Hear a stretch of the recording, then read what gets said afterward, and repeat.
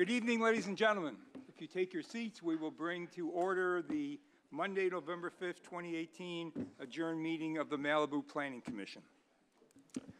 Kathleen, could you give us a roll call? Commissioner Jennings? Here. Commissioner Mazza? Here. Commissioner Pearson? Here. Vice Chair Euring? Here. You have a quorum with Chair Marks absent. Okay, thank you. Pledge of Allegiance. Don, could you lead?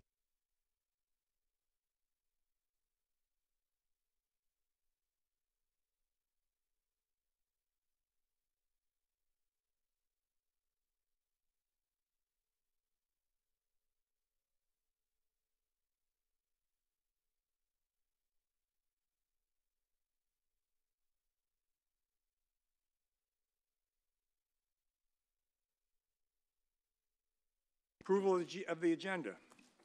I move the agenda as staff recommends with items 3A1 to date uncertain, item 3B3 to November 19th, item 4A and 4B to November 19th, item 5A to 12-3, and item 5D to 12-3.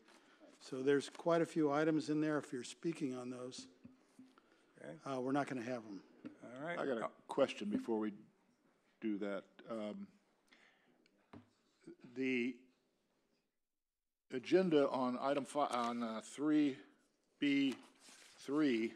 says it was removed from the agenda due to a noticing error. If it was removed from the agenda, how can we continue it? Good question. And Trevor? Doesn't it have to be renoticed to another? It will be renoticed. So I take that off because it's not on the agenda. Just pull it off then? yeah, just okay. we approve it with that with item 3B3 removed from the agenda. Okay, so moved. All right. All in favor? Chair? Hang on, what's up? Right with you. Okay. On the matter, before you take that final action, I'd like to speak towards the matter of the continuance on 5D. I have been talking to the staff about this, and I'd like to spend 30 seconds talking to you about this. Okay, it was the staff recommendation that we... Was to continue it, I understood, but okay. I had a conversation with them right before the hearing, and there are extenuating circumstances. It might not be necessary to continue. Go ahead. So basically what happened was there's an outdoor stair, and the architect had originally snapped that and included it in the total development square footage for the first floor. It got caught by staff and us at the end of last week. We have an extremely simple solution. We have the loggia on the second story that's just got a tile roof over it. We only need to take out 37 square feet of tile and put a lattice in there. So we don't have that 2/3 ratio issue. The plans don't change. We're just putting in a lattice. Staff has the numbers, they have the plans. We'll do that one little postage stamp out of the tile over the upper loggia, the veranda, and we are consistent with the 2/3 ratio. I think we're ready to talk to you about this tonight. Comment? Go ahead, John. I did go over this with Don this afternoon and found errors in the neighborhood standards as presented numbers, which need to be corrected by staff. And Don, I appreciate you, but staff came to us just before the meeting and requested that we move this to another meeting, and I'm going to listen to what they say. I apologize. You guys did a good, thank you very much. When we did the site visit, we learned a lot, but let's get it right. Could Mr. Mullica comment on the conversation we had? While there is a presentation prepared, and with some conversion, yes, the item can comply, but the issue here is that we don't have a formal set of plans on file that demonstrate these changes in order for us to make the required findings. We'd essentially be modifying something after the fact to comply with or to meet the findings we're going to make in the report. Okay, let's take a vote. Yeah, go ahead. I just want to add too, for me, it was a busy day for some reason, and to get this thing of letters on this late, I have not been able to read them yet, which really gives me pause here. That's what's concerning. I'm used to late letters, but this is about as thick as you ever get. I would like to take a vote, see if we want to extend this item. Jeff? Well, that is the motion. You have the motion with the continuance, you can vote on that. So we don't need another vote. Okay? Good, I love this meeting. You call the question? Yes, we did. Okay. All in favor? Aye. Aye. All right. Moving along. Written or oral communications from the public. Do we have any speakers list? We need to report on the posting of the agenda. Oh, posting the agenda, I apologize. Sorry. The agenda for this meeting was properly posted on October 25th, 2018, with the amended agenda posted on October 29th, 2018, the second amended agenda on November 1st, 2018, and the third amended agenda posted on November 2nd, 2018. Now Okay. it's ceremonial Now, presentation. we need a ceremonial presentation, but maybe next meeting. All right. Written or oral communication from the public. Any speakers list, please?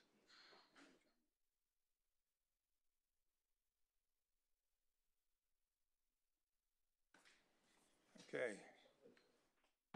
Lester Tobias.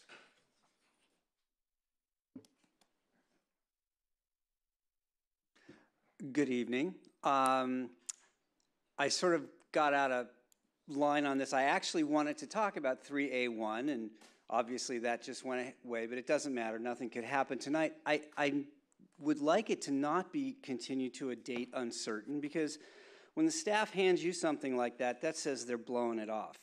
And this is the accessory dwelling unit zone text amendment. It's important to a lot of people in this town. We get a lot of potential clients that are curious about putting in these ADUs, and now that the state has come down with an overlay regulation, there's lack of clarity is the problem. As I understand it, I can basically comply with the state requirements for an accessory dwelling unit, and in many cases, if it's attached to the existing house, it doesn't have to comply with certain zoning ordinances. But I don't know if that's true. State law says it overrules any local jurisdiction, but I don't know if that's true or not. And I also am under the understanding that there is a streamlining regulation attached to it. Imagine that, right? We could do these tiny little buildings and make the staff like push our projects through. So I would like to ask Richard, have you guys ask Richard to put this on a date certain, and let's start this ball rolling, and let's get somewhere with some clarity. Because the other thing I don't like is when there's a lack of clarity in a planning thing, that we never know what's going to happen, and sometimes I feel like some people get one ruling, other people get another. This is something that's pretty simple, and I think Joyce is on it, and she's paid to do these special projects. So let's ask Richard to have Joyce come and start working this out with everybody. Thank you. Okay, thank you. Joseph Lamaza.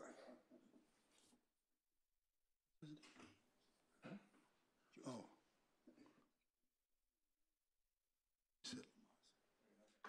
Joseph Lamaza. Good evening, Vice Chair Euring. Joseph Lozama. I understand this might be a few minutes too late. Don had the podium first, but I wanted to ask if we could move our item 5E just to the back of the agenda so our entire project team can get here. If that's too late, I understand we accept our position on the agenda. 5E. 5E. Yeah, sorry, you mentioned that before. I forgot about that. Yeah, no problem. There's a few projects, I think they're reporting on the compliance of other commercials. Okay, so we're essentially last already? I appreciate it, thank you. John Stockwell.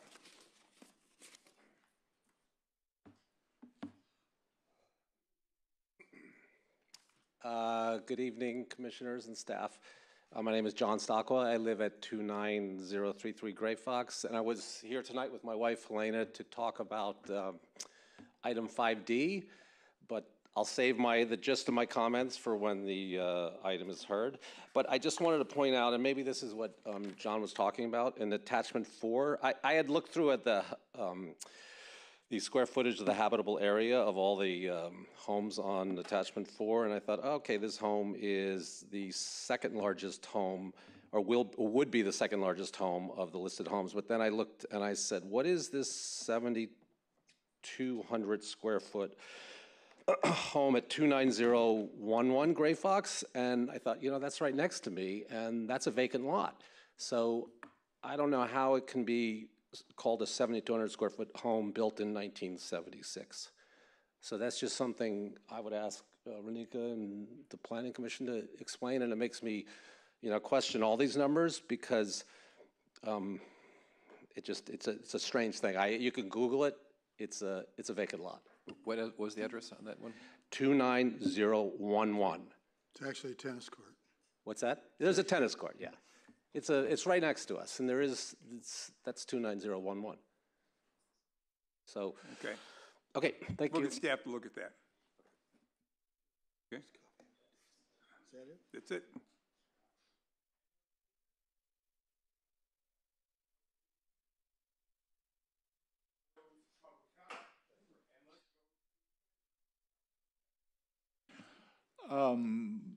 Yeah, Lester, this is not the first go-round on this item. We had it in front of us, I don't know, a couple of months ago, I guess.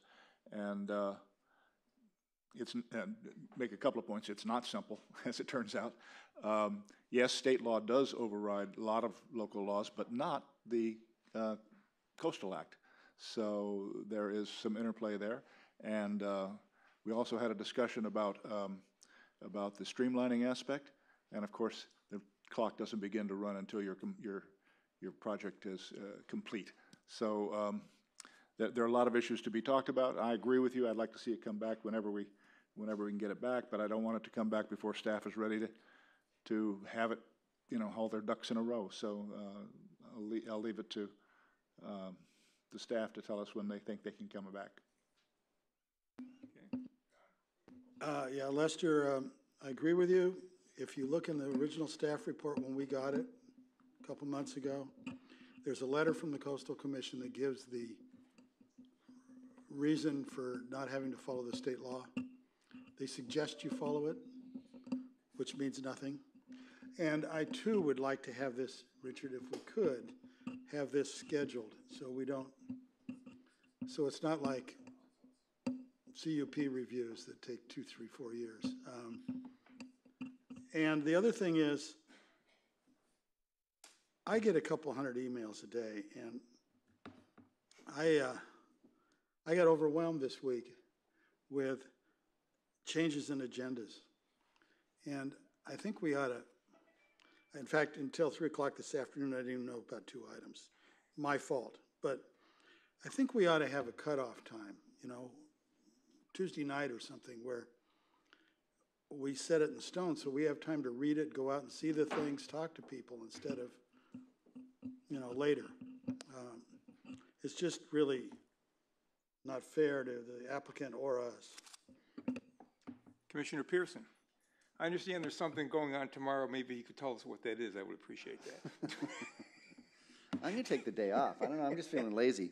First of all, I'm glad there's a little crowd here. I just want to share something that I thought was pretty cool. There's a new, you can't really call it a restaurant in Malibu, a new dining experience called Mon Lee. And it's at the old Beau Rivage. And I got a chance to go by and sit with it. It's this guy named Matt's the chef. And he's like internationally known for putting together incredible flavors. I've never seen anything like it. It's mostly, I don't think there's much meat. I think it's organic stuff out of the earth. He even made beer out of stuff out of the Malibu mountains, like the Chumash could have made, and it was delicious. So he does, I think at this point, Thursday, Friday, Saturday, 2 sittings, 6 and 8:30. It's kind of a long meal, and he doesn't put on a show, but it's like nothing I've ever seen. It's about 12 courses long. It's packed because people who know of him book from in town. Not many people in Malibu know. And it's kind of warms my heart because that space has gone through, if you're a planning commissioner, a lot of issues. And I was married there 26 years ago when it was Beau Rivage, and we were there all the time. So I just wanted people to know there's something really unique going on there. I don't know, I thought it was pretty fantastic. I don't think you'd eat there every night. It's more of an experience, but I just wanted to share that. Lester, I just want to agree, the last couple of months, this issue has come up with me so many times. There's a lot of people really passionate about talking about this and what it means and where the city's going with it. So I just wanted to say that I just let you know, there's a lot of other people really interested in what this means and how it executes and all the bits and pieces you were talking about. And I said it already, but on Gray Fox, 5D, spent a lot of time on that. And we have this happen sometimes, and sometimes we just don't even try, but to get this many letters really late is so hard. I had a super busy day, which my bad, I tried not to. But I would have, what's that? Please read them. Well, when some of them come in when you're literally driving here, that's really almost impossible. My cell phone, I challenge you, it's not easy. But I did, it came in here early and started to read them, but I like to do a really thorough job. So this would have been a tough one tonight. I would have slowed everything down and read them all, but we would all been waiting around for Mikey to speed read. And those are my comments. Okay. John, got a question? I got a question of you, Mikey. Yes. Are there 2 restaurants at Beau Rivage? So they're figuring it out right now. Not really. They don't have anything else really going on. I mean, they have that space, and I know the Rotary Club did their party there and stuff like that, their Halloween party. So it seems, I don't know. That's so a good this question. restaurant is limited to 12 people, as I understand. It's not even a restaurant. It's Well, more like a whatever it is. seatings. Yeah.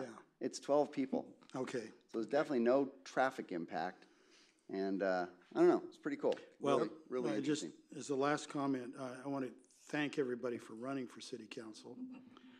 And for once, I'm going to be real happy to have Mikey not on the planning commission.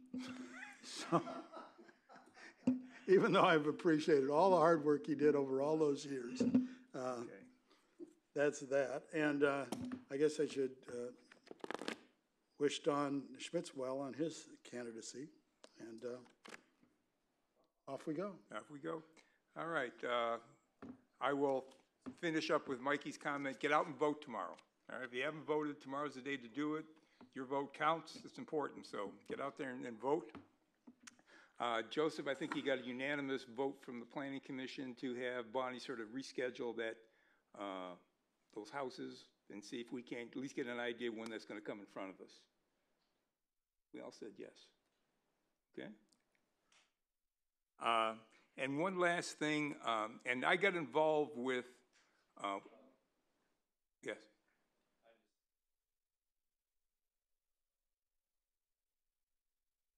No, this was the small houses that Lester spoke about. We wanted to get that back, and we're going to ask. Yeah. Last thing is, I got involved with a couple of compliance issues over the last couple of weeks, and I learned something.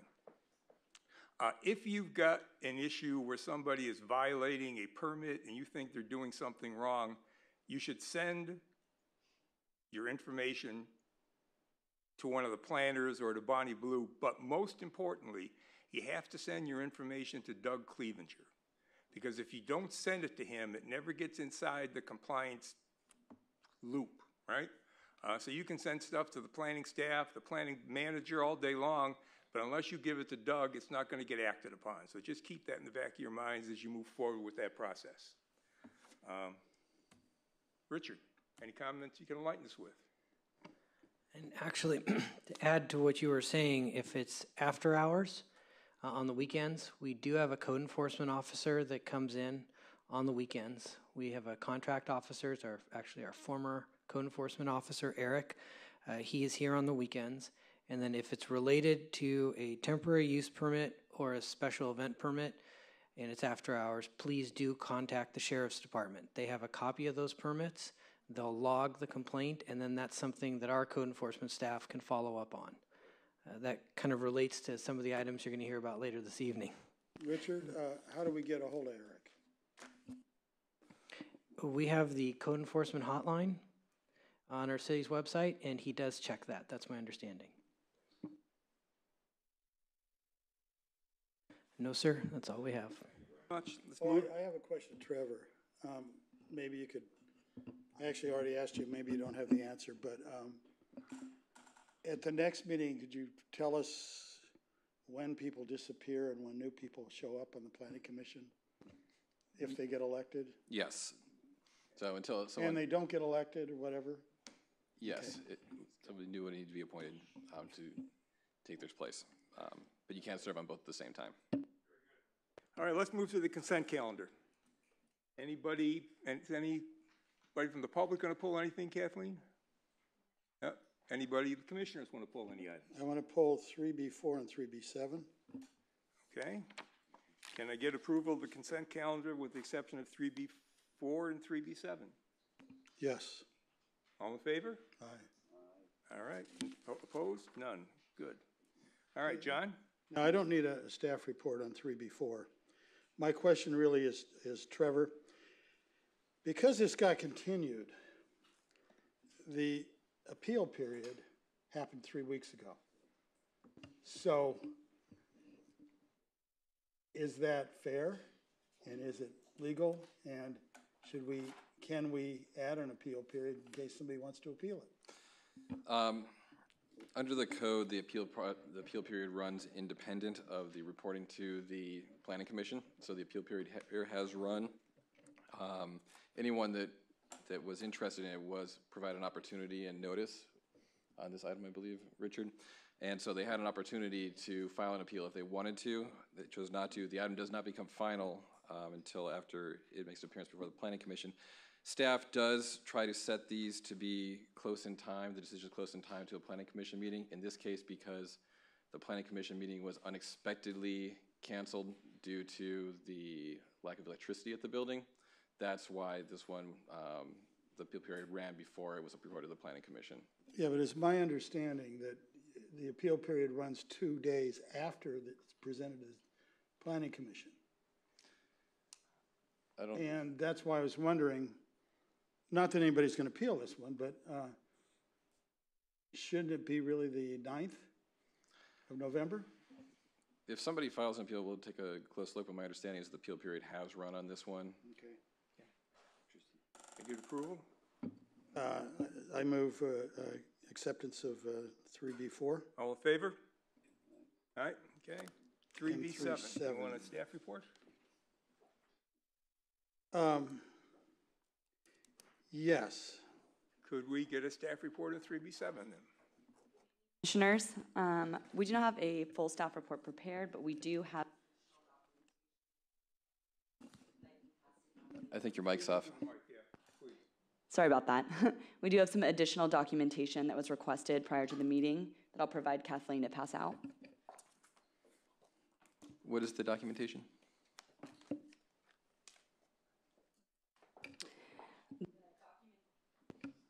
We're back. The documentation provided is in regards to a parking calculation for the outdoor seating for the proposed tenant Blue Bottle Coffee. This information is also available to the public up here if they would like to review a copy.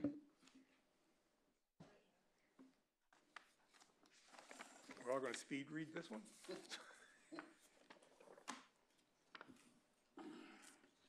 The formula retail clearance before you tonight is for the tenant Blue Bottle Coffee to be occupied at the Park at Cross Creek Shopping Center.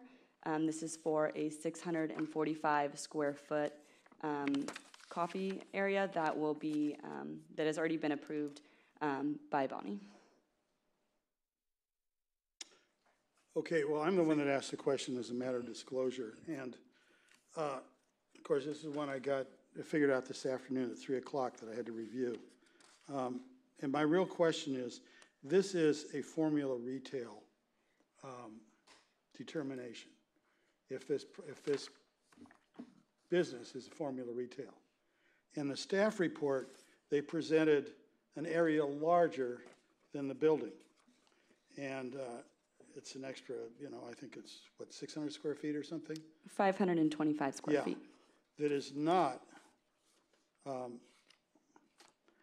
my question was when, and I haven't read this thing that you just gave me, but I got the parking demand study for the EIR, the shopping center, and they calculated the parking for the whole shopping center as, what do they call it? Common area, food court use, which indicates more than one restaurant. And they said that that was calculated on a basis of 20% of the square footage of the restaurants that were allowed. In this case, there is no parking, there is no seating at all in the restaurant. There is, oh, I'm sorry to interrupt. Well, according to the plot plan, there's no seating in the restaurant. It's all outside, and it's all in common area. Now, this is really sort of a question for Trevor. This is a report on a formula retail qualification. Of course, the center's empty, so it qualifies. But the way it's presented in the staff report, it's giving them something more than a business. It's giving them a right under the CDP to use this area as private dining. And we don't do that on what you call it, on formula retail. We're just determining whether the business, we're not conferring a right to develop. That's correct. This is a ministerial permit based on a straight calculation of the formula retail percentages of it. It doesn't grant or remove any rights to operate the business. That's going to be done in compliance with the CUP. Okay, so my question would be, how do we accept this when it has that in the staff report? Can you explain what you're... Well, if you look, I got to find it now. There's so many pieces of paper here. Let's see, the staff, here it is. It's 3B7. If you look at the drawings, they, on page A12 and A1, whatever it is, the one before that, A10, it delineates a private dining area outside of the building. This is not granting any approvals. This is just showing the location of the business. Is that correct? That is correct. And to answer your question about the indoor seating, I did clarify with the applicant that counter which says customer area will have bar stools around past customer area. That tall bar top will also have seating indoors. Okay, so all I want to do here is put something in this 3B7 that says, no, we're not granting him private dining outside by passing this. Okay. Because that's counter to, from what I read of the permit. Okay. How do we do that? So this is not an item that the Planning Commission approves. This is a report to the Planning Commission. The Planning Commission can review for any errors on that and then make those recommendations to the director, and the director can check the recalculations.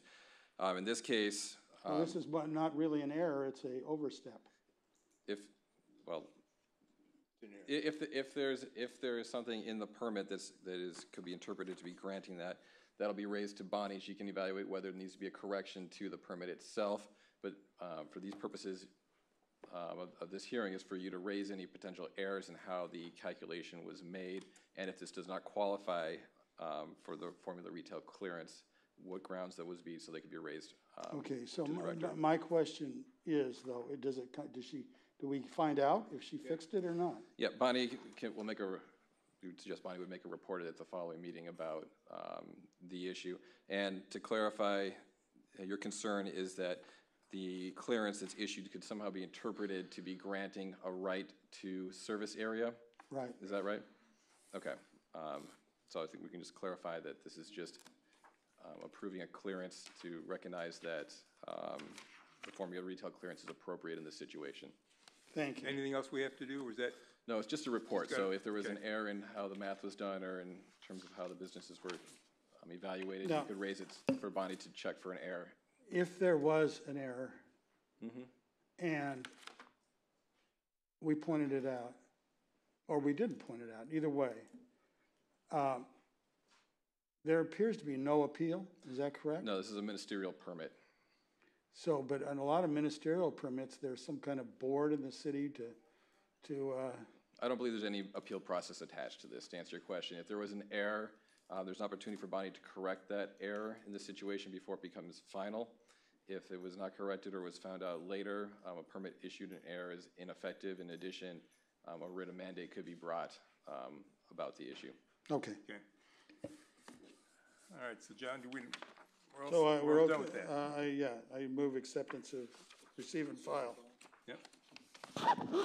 You say without objection, Without objection, it's received and filed. received and filed. All right, let's move on to new public hearings, and I think the first item is 5B. Coastal Development Permit number 15042, variance numbers 15021, 15022, 18042, and an offer to dedicate number 18002, an application for a new single-family residence and associated development. Do we have any speaker slips? We have speaker slips. Okay. Let's open the public hearing. We got pictures, we got speaker slips. All right, first speaker. What? Oh, report first, I'm sorry, yes. Good evening, Chair, Oh, and members of the Planning Commission. What you have before you this evening is the construction of a new single-family residence on a lot that was previously occupied by a residence which was demolished in the early part of the 80s.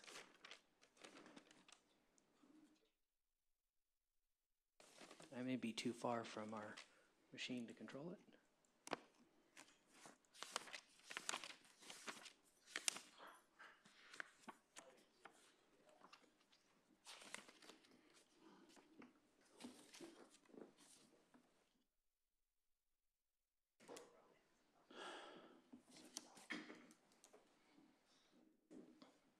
This is a vicinity map and an aerial photo of the site. As you can see, it's going to be located between existing development. The site is currently vacant, as we discussed. The project as proposed is roughly a 2,100 square foot, two-story, single-family residence with a two-car garage that's approximately 404 square feet in size, new wastewater treatment system, a rooftop deck. There'll be some minor landscaping and then hardscape from the driveway. The application proposes a new seawall, and we also have, as we mentioned, 3 variances. And those variances are for the reduction of required parking. So one of the unenclosed on-site spaces would be eliminated as part of this project. There's also a variance for the factor of safety because this is located within a landslide assessment district. And then a variance for construction on slopes steeper than 2.5 to 1.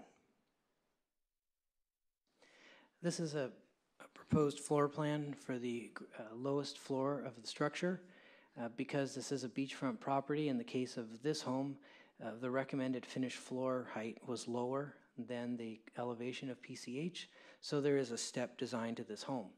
At no point does the home become 3 stories. The only area of the house which connects all the floors would be the stairway and the landing, which is down to the minimum code size, so we don't have a 3-story effect. This is the PCH elevation. You can see the garage, the side entry to the home, and then the living area at this point, which on the ocean side is above the lower bedrooms. And something else to notice too is how far back the home is set. We'll discuss that in a moment. This is the rooftop elevation. This is going to be the kind of a living room and main living area. And as you can see with this, this is the area of the deck. As you notice, the home did not have a deck. One of the concerns raised by the neighbors was the fact that this house has a rooftop deck rather than a deck on protruding from the front of the home on a lower floor. This is a section showing you the home so that you can see that we don't have a 3-story condition. It's only the stairways and the landing, minimum size landing as required by code. So the first thing that's different about this home from surrounding properties is how far landward the home is set back. The reason for that is the mean high tide line as determined by the California State Lands Commission, as well as the required 10-foot setback from that line to comply with our local coastal program.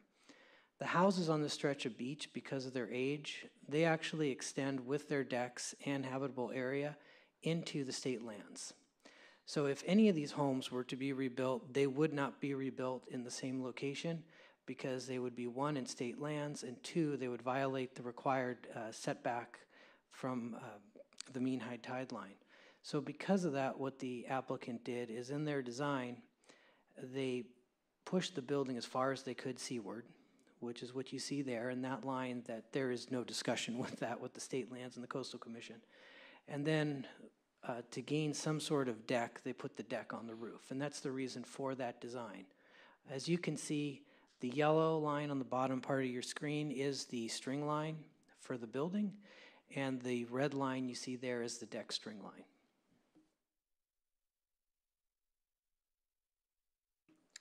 The other thing that this applicant is asking for, as we discussed, was a parking variance.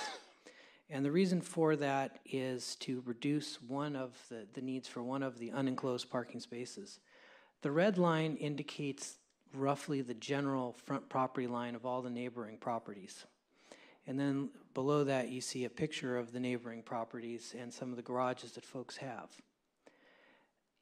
In this part of PCH, luckily there is a large shoulder. So a lot of folks are parking 4 cars in front on their property if they have a double car garage. Some only have single car garages.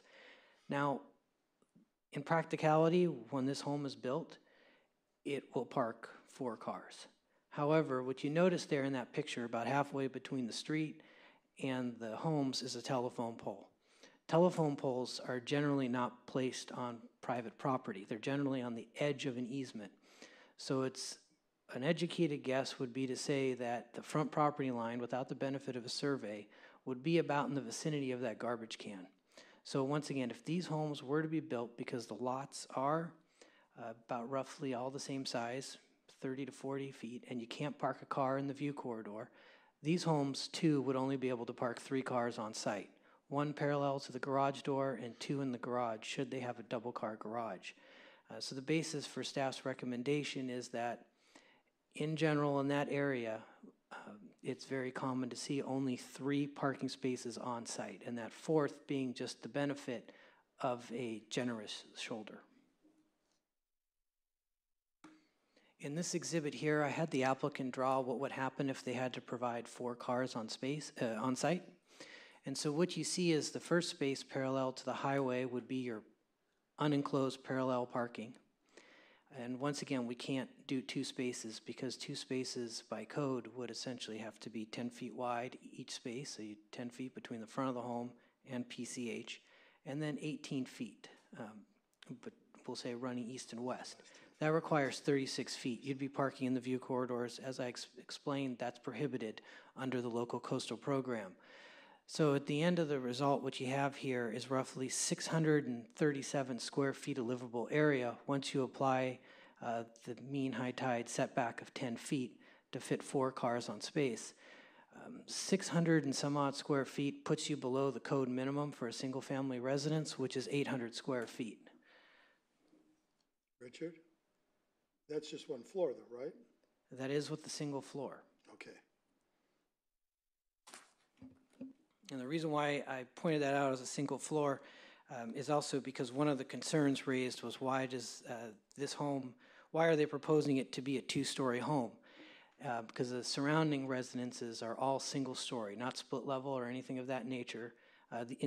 These would be the homes, say 4 or 5 up coast and 4 or 5 down coast. And so if this home were to be built to look just like those with a single floor plane, it wouldn't meet the code minimums. In this slide, there was a question about safety of building in the Big Rock landslide area. The red line that you see that runs along the shoreline, just to the east of Big Rock Drive, going up to essentially the boundary of the city and the county, and then wrapping around towards Las Flores over what I would say are the Brightman lots. That's all the landslide assessment district. So this home would be sharing similar geologic features to homes in the area, and there's roughly about 200 of those homes that are built. So it would not be a unique situation. It would be something, granting this variance for a factor of safety, would be something that would be common with the neighborhood, and this house would share something similar to the surrounding properties. After speaking with the city geologist, and the applicant, I believe, brought their geologist to answer any questions, our code looks for a factor of safety of 1.5. Our city geologist explained to me that in general, in the Big Rock area, your factor of safety runs between 1.2 and 1.4, and that's the static. The code looks at a pseudostatic and a static. A pseudostatic is your factor of safety during an earthquake, and our geologist explained that's not a common measurement. It's very difficult because you'd have to do it during an earthquake, was my understanding. And what causes the variance here, the variance between 1.2 and 1.4 is the distance to groundwater. This, of course, is located on a shoreline. That's why we're seeing numbers that are below 1.3. However, it is within a range that is typical for this area. These are some renderings of the home, and as you can see, yes, it does look different than surrounding neighboring homes. The applicant has provided, and they'll be able to discuss this in more detail, they did do a survey of homes up and down the beach, looking at the homes within the Big Rock area and the relative size of those homes. And what they'll be able to demonstrate is that, in general, newer development is multi-story. As we discussed, development that would be single-story wouldn't be an option without an additional variance from home size, because once again, it'd be below the code minimum. And the homes that, as you work your way towards Ventura to the west, those homes are smaller, single-story. Those were more apartments styled, and also an old motel in the 50s. But those are smaller, single-story till you get to moon shadows. Then you move up to two-story duplexes, and development actually is just a gigantic box. And then if you're moving down towards Santa Monica, once you get past, we'll say roughly a handful of homes, you start moving into some homes where properties have been merged together. So while they are single story, there is one that came out, according to the assessor's information, about 4,000 or 5,000 square feet because they merged a couple lots together. And then you get into two-story development as you work your way down. And these are some site photos of the story poles. The story poles were only up for a short period of time, and the reason for that was their proximity to the power lines. There was some concern with the winds that those power lines and poles could make contact with each other.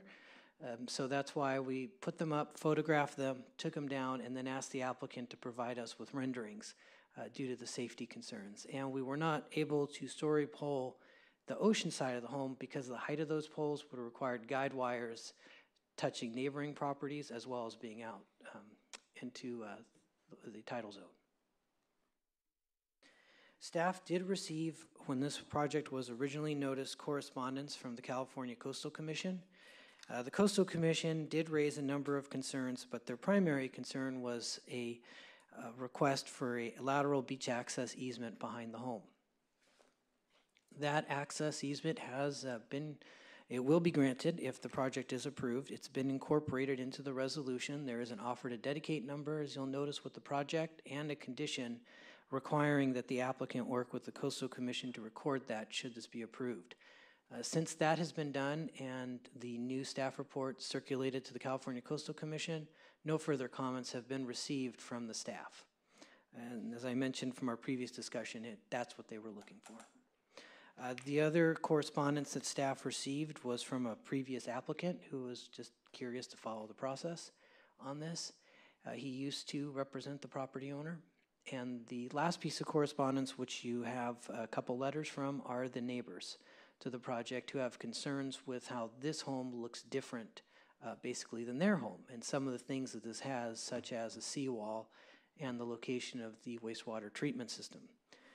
Staff did have our city geologist speak with the neighbors, as well as our environmental health administrator did speak with the neighbors to help answer the questions.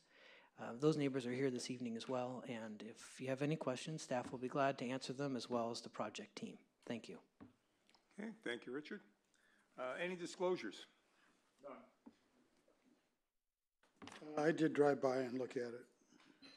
Did a drive-by and pulled over and looked at it. Yeah, I drove by, pulled over, and looked at it also. That was it. Okay. Open the public comment. First speaker is Andrea Graves. I pronounced that first name correctly, I hope. Huh? Did we start the project team? Oh, I'm sorry. We should have done the project. I apologize. Project team should be up first, and they get what, 15 minutes? Okay, I'm sorry. And you can save time at the end for rebuttal if you'd like to do that. Good evening. Good evening. Staff, commissioners. My name is initial A, Thomas Torres. I'm the architect on the project, and if there's any specific questions, I'm here to try to address them. Unless there's questions from the floor, I'll sit down and patiently wait to be questioned. 15 minutes and 43 seconds left. I guess Alan was going to take up part of that. Yeah, I'm going to take up part of that. Thank you, Vice Chair Ewing, members of the Commission, Alan Block representing the applicant, the CKGD Heritage Trust and its principals, Kate and Chad McCulloch. I want to thank Richard for the staff report and their investigation into the matter because we think that they did a thorough job. There's 3 variances required. We believe that there's special circumstances relating to the subject property, as well as many of the properties around there because they're all in the Big Rock Mesa Slide area. All the lots in the area have construction on slopes greater than 2.5 to 1.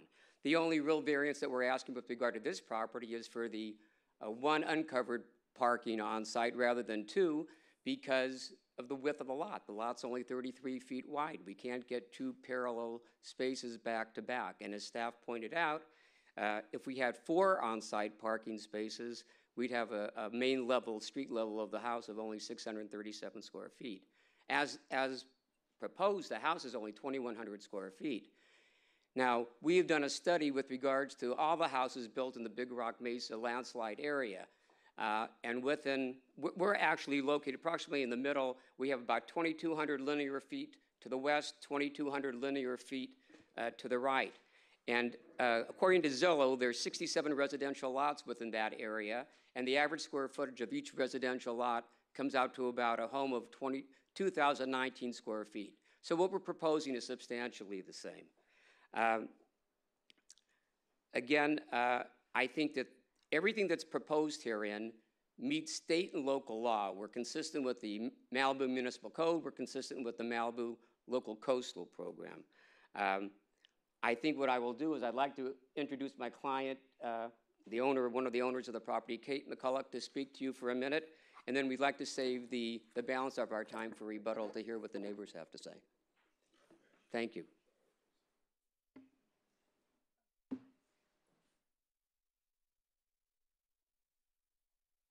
Hi, I'm super nervous, but here I am.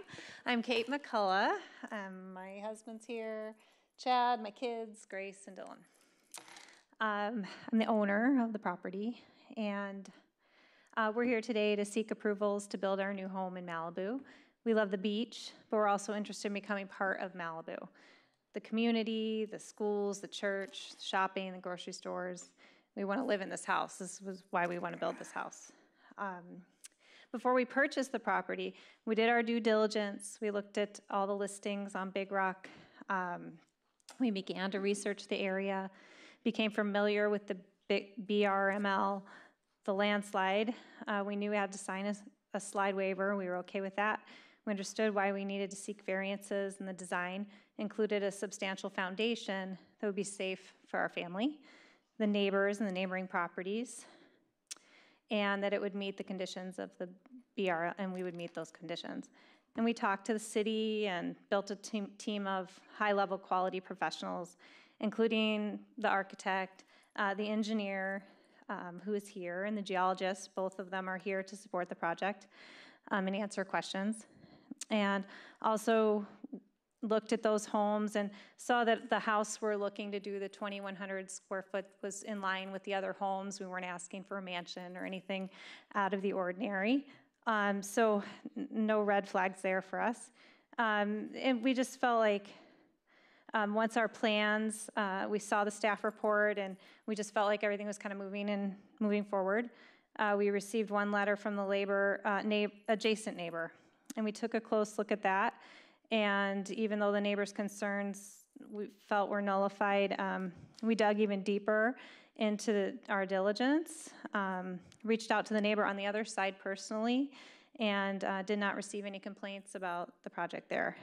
And I think I better wrap up right now. So I think, yeah, I'm just going to end it with that. Okay, thanks. Save time for everybody else. Yeah, we'll save the balance of our time for rebuttal, but we do have Reg Brown here, the wave rush-up engineer, and we have the geologist here as well. Okay. Thank you. Thank you very much. So you got 10 minutes, 16 seconds. Thank you.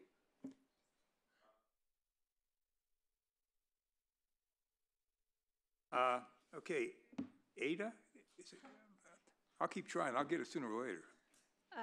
It's Adra. Adra. So short for Adrian. That was a great shot, though. My Adra name. Graves, yes. Yes, Adra Graves Brown. Dee Dee Graves is the owner of the neighboring house. She is my mother, and so as her daughter, I am here to also voice some concerns with the plan as proposed. My primary concerns have to do with the on-site, the wastewater treatment.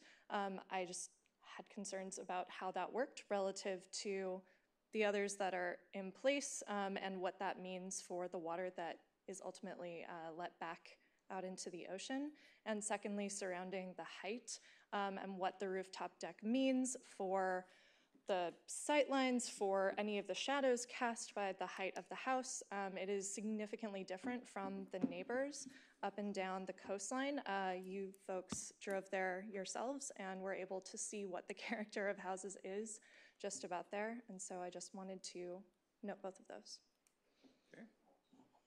Thank you very much. Thank you. Next speaker is Dee Dee Graves.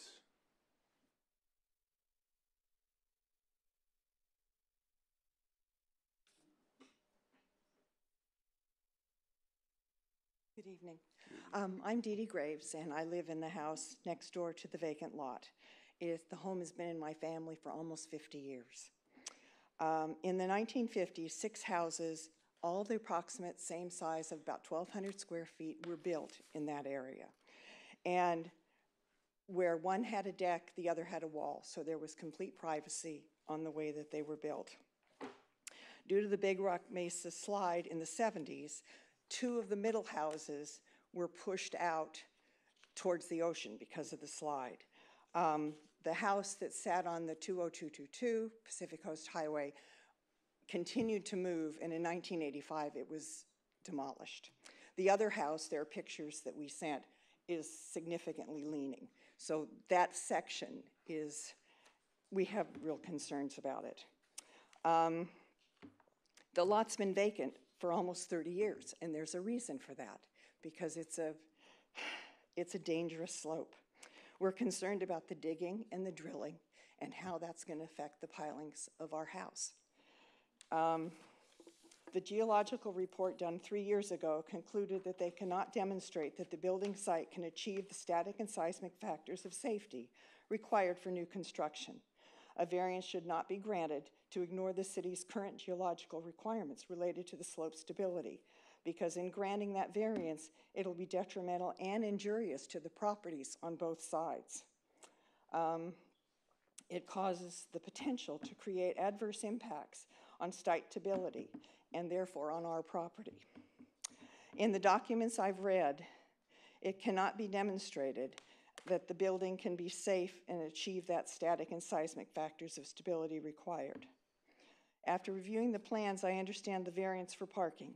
However, the request for variances for the geotechnical factor, for safety, and for construction on the slope should be denied. It cannot be shown that the granting of these variances will not be detrimental to the property and improvements in the same area. The Coastal Commission planner agreed with that. And that was the second thing on the Coastal Commission letter, besides the walkway to the beach. Staff reports notes that the stretch of shoreline is developed with primarily story residences, and that's not similar, and we sent pictures that show. In fact, driving up the coast, it's almost a half mile from the signal at Big Rock to the Moon Shadows. There are exactly 11 two-story houses, and most of them are down by the signal. In reviewing the plans, it shows almost a 3,300 square foot house because the deck is part of the living area. And the staff notes a pool and spa, which I didn't see in the plans, but in the 1875 resolution, they note a pool and spa. Okay. Thank you very much. Okay, next speaker is Darren Graves.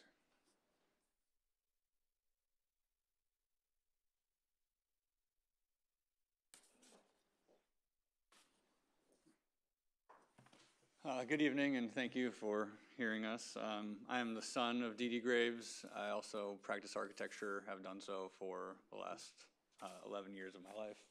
And this is my second foray into Malibu coastal planning, the first of which was when my parents inherited 20224 PCH in 2012.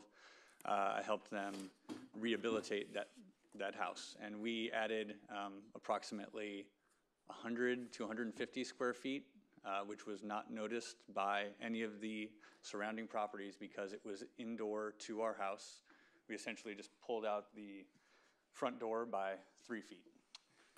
That did go through a very rigorous process, and I appreciated it. And through that process, we determined that 6 fixtures would be added to the Malibu sewage line, or there were 6 fixtures in the property, and we just kept them. We basically just redid the plumbing, but we didn't add any load to the septic system of Malibu. In reading planning application 15042, the proposed development would have 36 fixtures that tie into this septic tank, which is why there needs to be an on-site waste treatment center. I understand that, but it does not seem in keeping with the adjacent properties or the neighborhood. And looking at LCP in detail, section 3.6K states that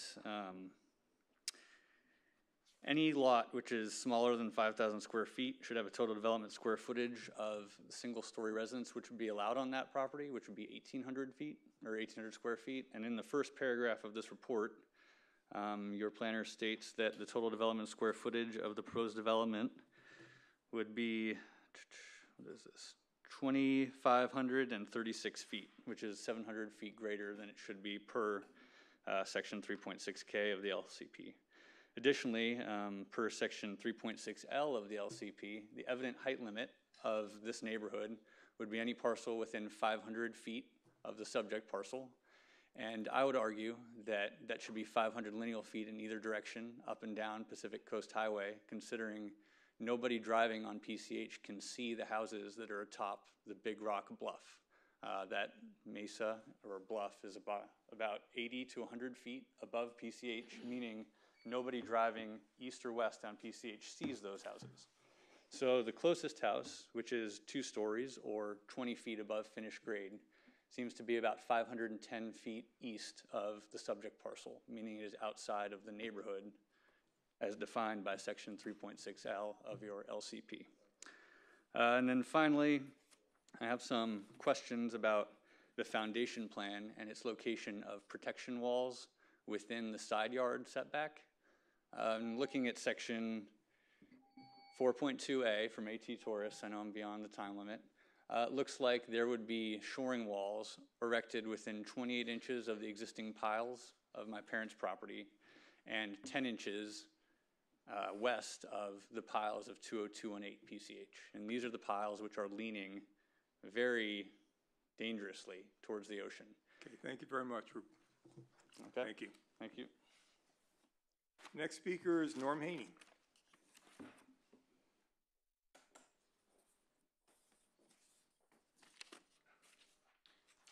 Thank you for the opportunity to speak to this project. I do not represent the neighbors or the applicant.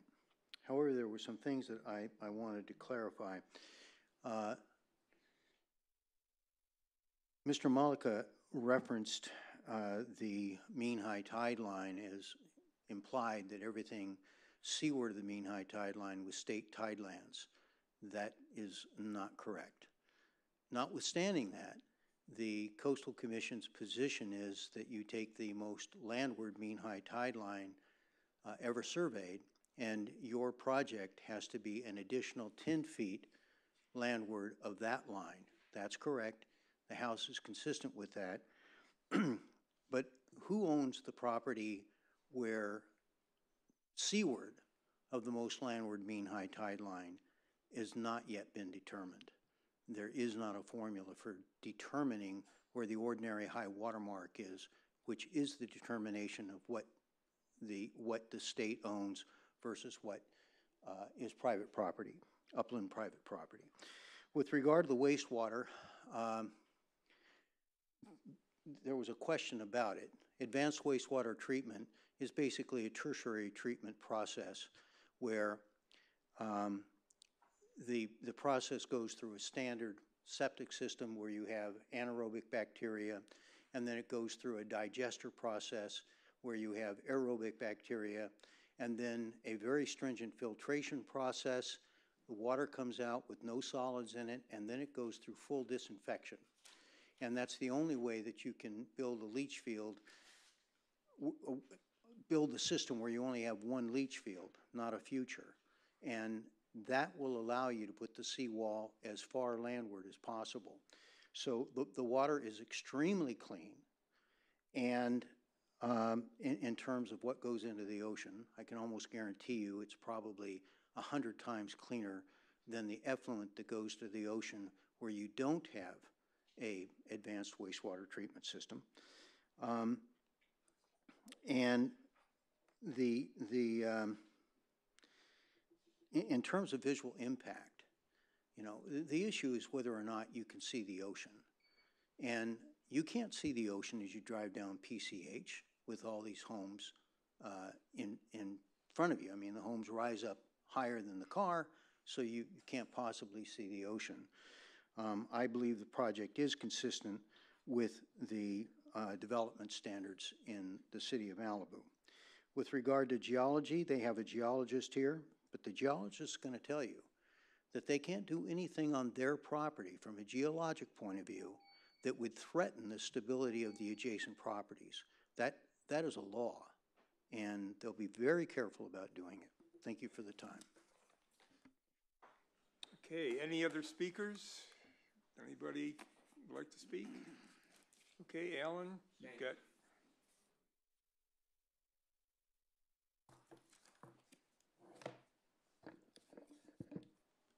In the Big Rock Mesa landslide area, there's approximately 108 houses on the beach.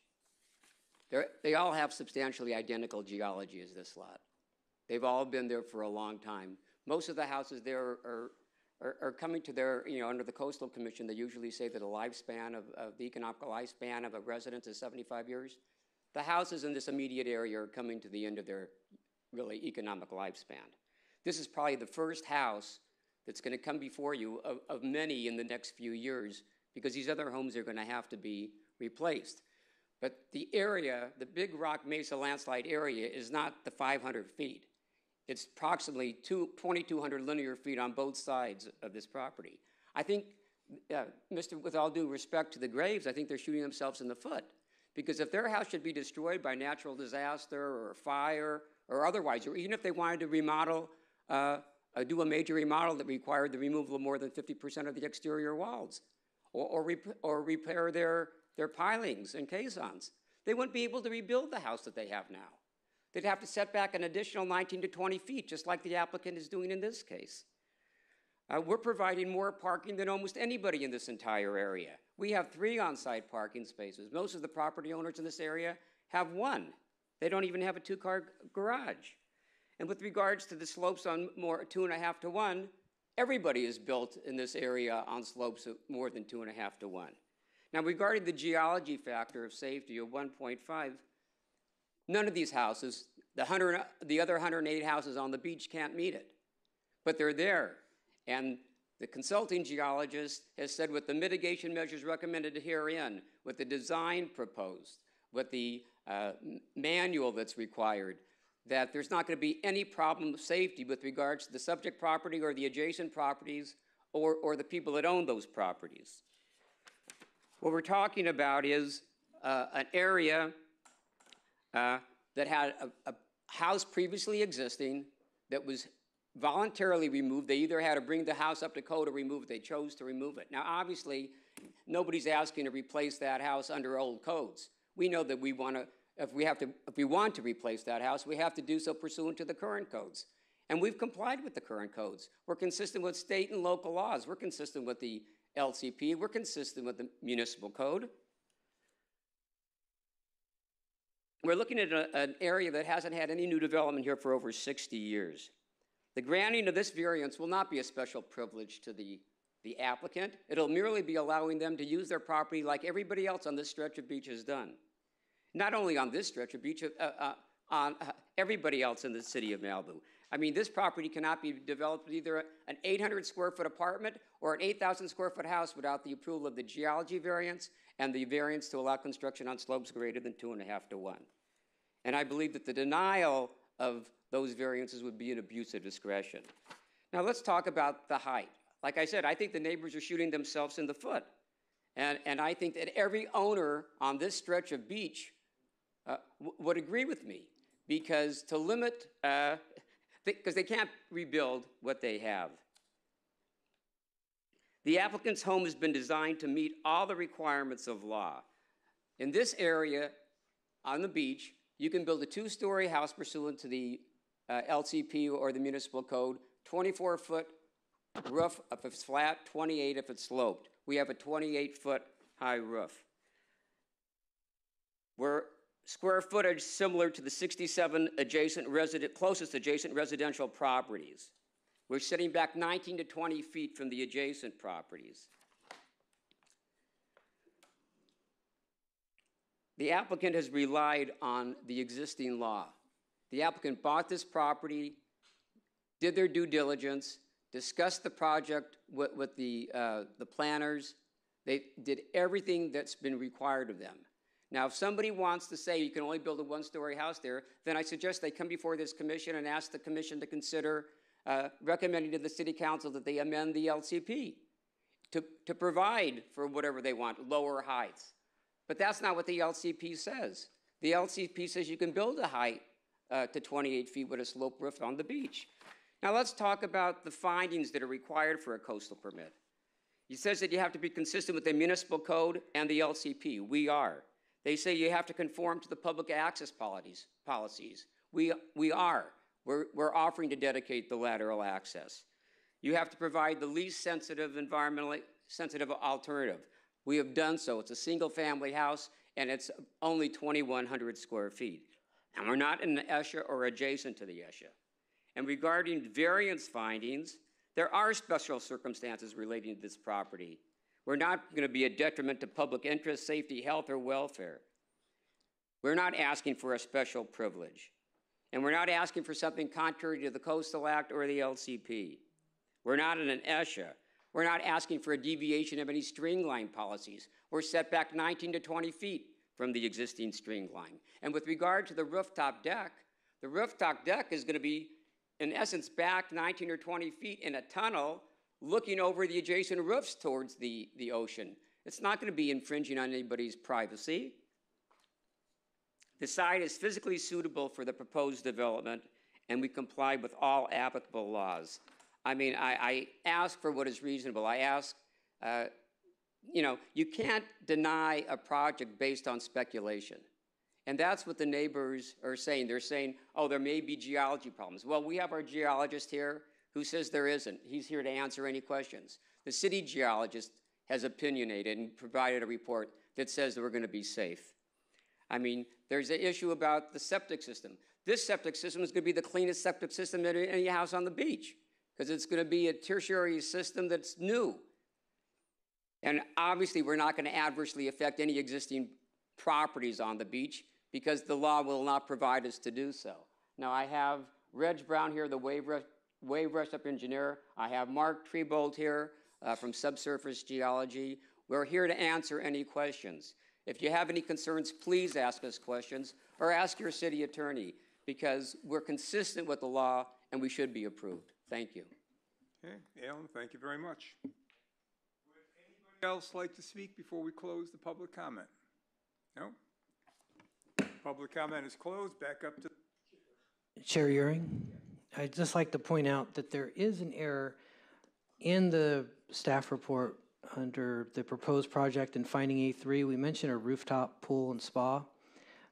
That's an error that was left. I was doing 2 beachfront projects at the same time here, and that one does have a rooftop pool. But you'll find that in the title of the resolution, the title of the agenda report, and what is approved under finding 2 of the resolution, and all of the findings in the resolution, the approval document, we do not reference a pool and spa, and there's not one on the plans. So I want to be clear, there isn't one as part of the project. Thank you very much. Any commissioner questions, comments? I got a bunch.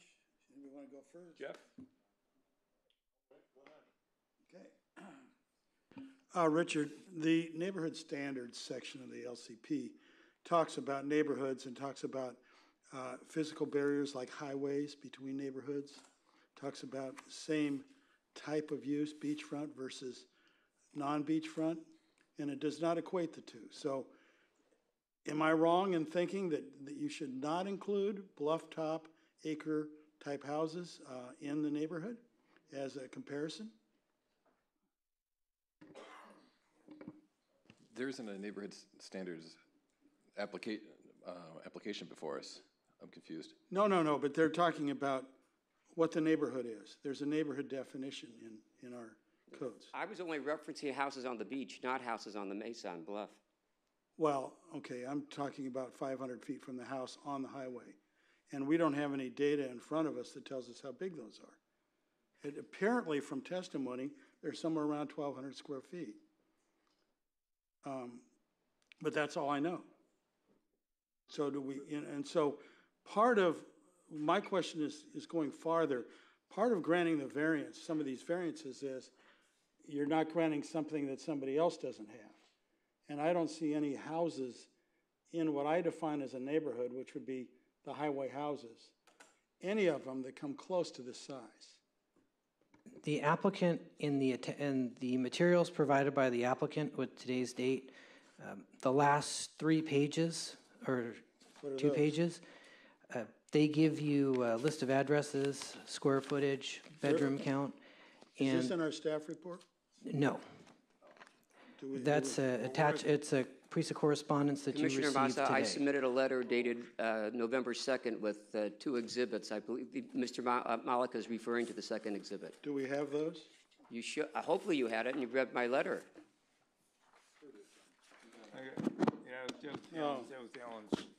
And in terms of how this document interacts with the variances,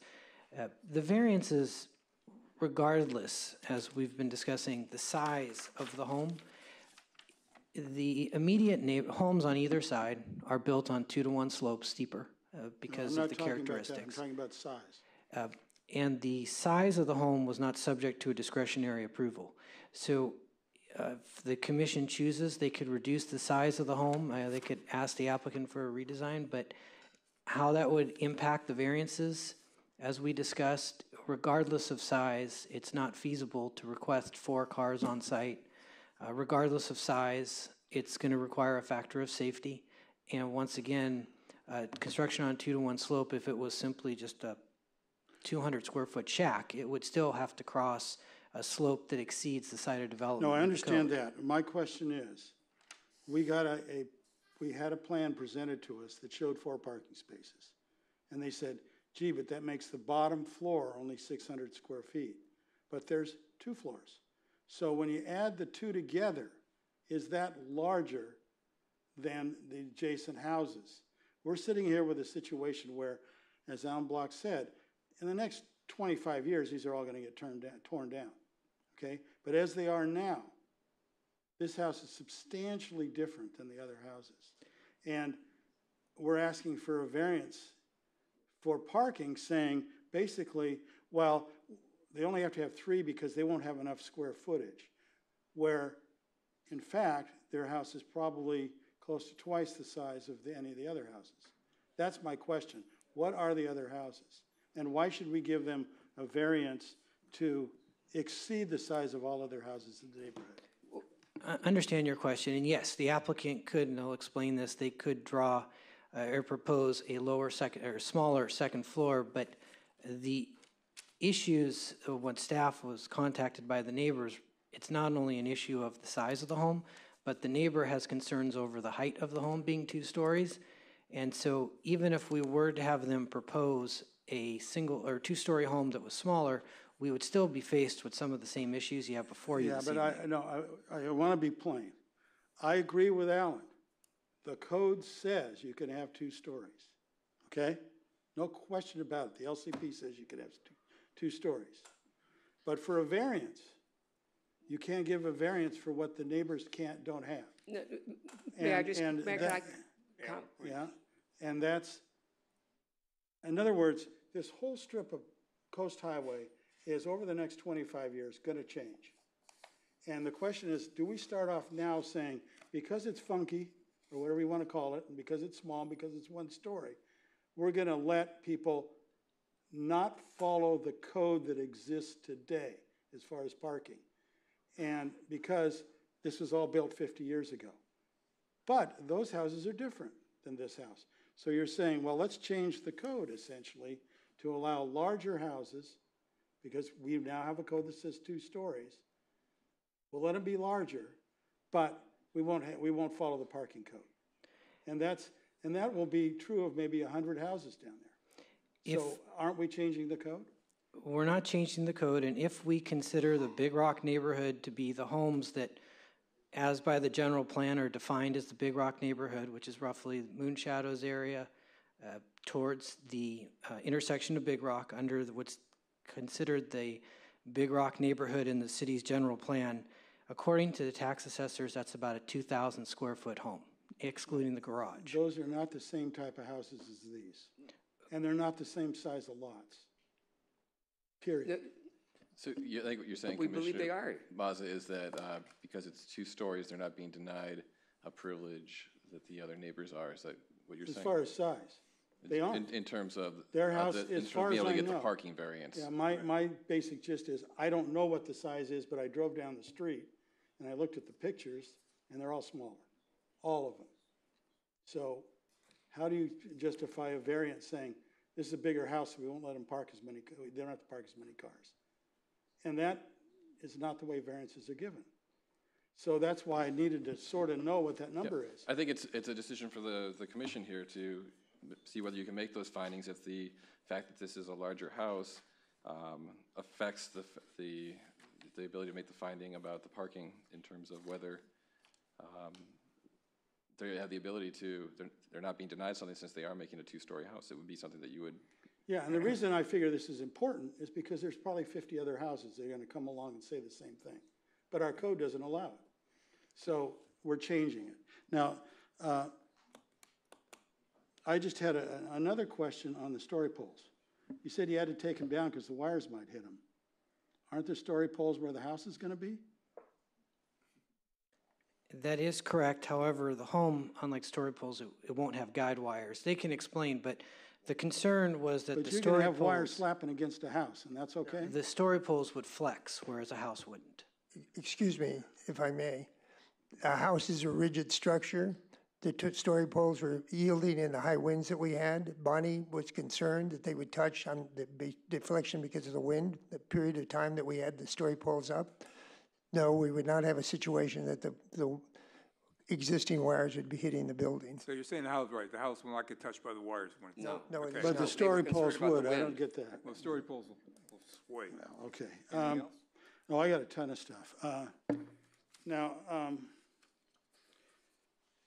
the Coastal Commission mentioned that, and the staff report mentions, and maybe I could talk to the geologist. Yes. That this house is at the toe of the slope.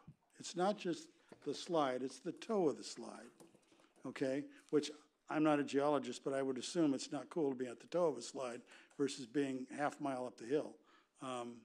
Is there any difference between it being at the toe and half mile up the hill? Well, actually, with regards to the Big Rock Mesa landslide, when they had movement that occurred in the early 80s and late 70s, most of the movement actually occurred at the top. And many of those homes actually did have damage at the top, not the beachfront homes. Okay, well, my question is, why is this the only one that fell down? Or why is this the only one that got ordered to be taken down? It wasn't voluntarily taken down. Yeah. No, it says in the staff report was ordered by the county. No, it wasn't ordered. There was a letter that said, bring it up to code or demolish it. The applicant, the owner at that time chose to demolish it. But it wasn't destroyed, it was voluntarily removed. So you're saying that every house along that strip, that 2,200 square linear feet of the slide, got a letter from the county and they all ignored it? I'm not saying that at all. I only know about the former owner of this lot. But what I'm asking you is, and we've had houses come here which unfortunately got approved that actually had the slide going through the middle of them. And they built half the house on one side and half the house on the other. Why was this particular house the only one that had to be taken down? I have no idea, and I don't know whether the owner at that time had plans to build a new house and then just, something happened. We have no idea. But I do know that this Planning Commission has approved other geological variances in this area. Right. Could I ask the lady that lived next door, can you come up to the front?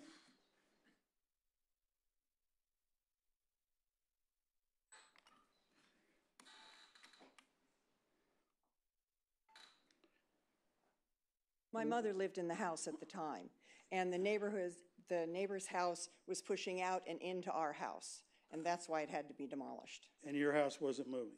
Our house didn't move. If you look at the pictures that we sent, it shows the piles of our house, and it shows the piles of the house east of us, which are really bad. Pardon me. Those are the two houses that were significantly affected by the slide. Okay, thank you. Commissioner Mazza, Mr. Malika, Richard has the letter from the county, so the letter is very clear. It didn't require it to be removed. It could have just been repaired. Okay, now, go ahead. If I could also add that if there was movement related to the Big Rock Mesa landslide that would have impacted our property, this property, it would have certainly impacted all the neighboring properties too at the time. And what we're planning on doing is having a concrete pile foundation go in, which is going to be a much more rigid foundation than what the majority of all the neighboring properties have, which are timber piles. And the timber piles will deflect primarily with wave action. That's what the main problem with timber piles are, as opposed to the concrete piles. And we're going to put concrete piles into bedrock, and it's going to be a very good foundation system. Okay, thank you. I'd like to talk to the wave uprush guy. I'm sorry, I forgot your name. Reg Brown. Reg. Engineering Group? Yes. In the letter, in the staff's letter on staff's memo, Public Works Department memo, maybe I should ask Rob, it mentions that the old FEMA was, I think it was 17 feet. I got to find it here. And the new one is, I think it was 14 feet. 14 feet, and the new one is 21. Correct. Did you use 21? We eventually changed it. This project got caught in the no man's land between the coastal engineering being done, and by the time it was submitted, Public Works had started saying that they were wanting everyone to use the new preliminary maps. Right. Okay, which are still preliminary. Yeah, but the city council ordered them to do that. Did you use the 21 or the 14? We eventually changed. The current plan that you have right now conforms to the preliminary maps. Okay, and maps. So, 21. Yeah, and yes, I don't see 21. I don't see any drawings, but the the finished floor wave uprush appears to be at 21 feet. No, that's the older plan. This The is newer the plan I have. The newer plan is at 23 and a half for the finished floor. But there's 7 feet difference and it only went up 2 feet? That's correct. Why? We went up approximately 30 inches because of wave action. There's a whole series of items. There's been 7 different interpretations of where the mean high tide was. Eventually, state lands made us comply with the October 1928 standard. So, yeah, I'm not talking at all about this. But this is important because it establishes the relevant height of what we're talking about. If we're talking about the finished floor elevation, the VE zone now on the preliminary is 21 feet to the bottom of the structure. The finished floor is at 23 and a half feet. So the difference between, we're approximately 30 inches higher than the 21 feet. But you're talking the finished floor, not the... Yes, finished floor. That's 1.5 feet above the... Yes, from the bottom of the structure. The bottom of the structure is at 21 feet to So you comply. raised it 12 inches. No, the floor is thicker than that. It's all, the grade beams and the structural slab are thicker. Okay, but my real question is, this FEMA map shows, and the staff report says, not the staff report, but the coastal engineering review sheet. Oh, no, not that one, the public works sheet. Let me find that. It says the proposed septic system shall be designed because it floods at 21 feet. This is the flood zone. Shall not discharge into waters, and the septic system shall be buried, below the expected depth of scour. Let me find the other part. But let's see, it's not the right one. But basically they say your septic tank has to be waterproof. It can't have water intrusion or water coming out of it because it floods. And maybe Rob, you could answer, how do you do a septic tank that's underwater? It's not underwater. We have a seawall going around the entire septic system that's underneath the house. And that seawall will never be overtopped? That's correct. Even though it's not 21 feet high? No. It's, what we've done is we designed that seawall. The original report used a 100-year sea level rise. We based that on the seawall on that design. Okay, the finished floor was an entirely different thing because under the original design, the wave uprush study governed over the FEMA requirements. So when you mentioned there's a 7-foot change, but we only had a 30-inch change in the floor, that's because what had happened was even though the wave uprush study, which includes a 100-year sea level rise scenario, was then overtaken by the FEMA requirements, okay, for the minimum finished floor. So what happens is since we're in what's called a VE zone with a base flood elevation of 21, the bottom of the lowest horizontal structural member, the grade beam or the cap beam, has got to be at that elevation or higher. So we have the beam, the bottom of the beam at 21, which conforms to the FEMA requirements, and the finished floor is at 23 and a half, so 2.5 feet higher than that. Now, does the FEMA's current flood, right? It doesn't count 100 years from now. That's correct. Okay, so if this is set for the FEMA, what ocean rise are you giving for 100 feet? We're giving... I mean, for 100 years. For 100 years, we use in our requirements a 18-inch combined sea level rise storm surge over astronomical tide. Okay? So that's what we're using. Okay. And now the current, let me just interject something here. If you go and you take a look at the NOAA website for the Santa Monica Bay sea level rise, it's been plotting sea level rise since 1933. Okay, and the current sea level rise is at 1.53 millimeters per year. That comes out to a little over 6 inches a century. Okay, We've designed this for a storm surge and a sea level rise of 18 inches, which is twice that. Okay, Rob, we've had prior reports come in and say the sea level rise is 4 feet, and some said it was 7 feet. Do you have any backup that says it's 18 inches for 100 years?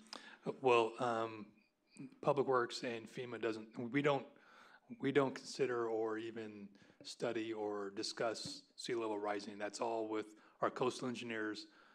We're looking at FEMA regulations and how it relates to the building. As it relates to sea level rising, that's not in our calculations or our preview to review. But we've had staff reports that said as high as 7 feet, and we've had some that are 4 feet. But does the city recognize 18 inches for 100 years? Because, I guess the climate people are wrong, huh? That's a question for a coastal engineer, not for, I can't answer that question. Okay. I think I can shed a little light on that. First of all, the city of Malibu coastal engineer recognizes the 18 inches of sea level rise for the next 100 years. That's what they've been recognizing, and pretty much every project in the last 2 years that's been on the beach has been designed to those standards, okay? The information that you're saying, 7 foot, okay, is there's nothing in the scientific record that supports those conclusions that the Coastal Commission has, okay? So the Coastal Commission, I've read that report, okay? And the report says on the low end, they give 3 scenarios. The lowest is a scenario that shows 17 inches of sea level rise, and the highest is 66 inches of sea level rise. That's it, 66 inches, which is 5.5 feet, it's not 7 feet. But there is none of any kind of a statistical probability associated with those. They just pulled those out of, not thin air, but they said, if this happens, and this happens, then this happens, okay? They have not given any numbers associated with, any probability numbers associated with those numbers that they are using. Okay, so maybe you're not the person to ask, but in the city memorandum, it says the septic system shall be buried below the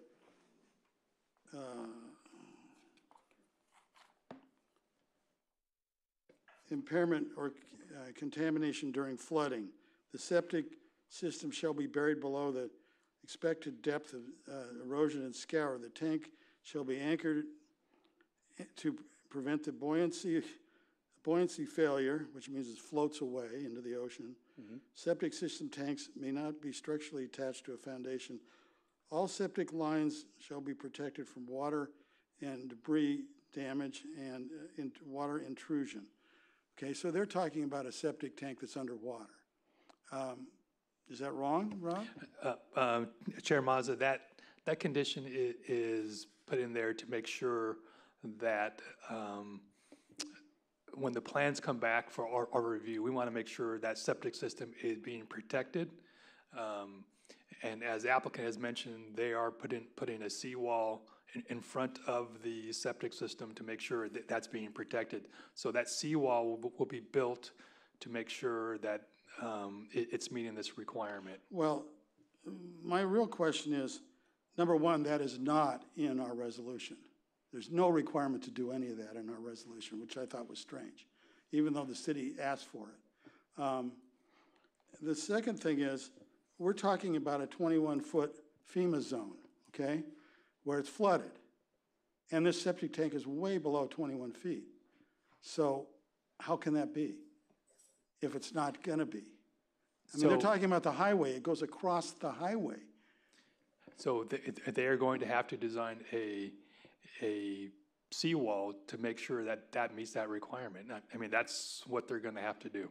But the bottom of the finished floor is 21.5 feet. No, the bottom of the lowest horizontal structural member is at 21. The finished floor is above 21. Okay, I think they said it's 23. But the seawall doesn't go to the bottom of the finished floor. Well, they need to provide drawings and plans to show that their seawall meets this requirement. So do they have to have a septic tank that won't float away? if they meet that requirement, yes, they will.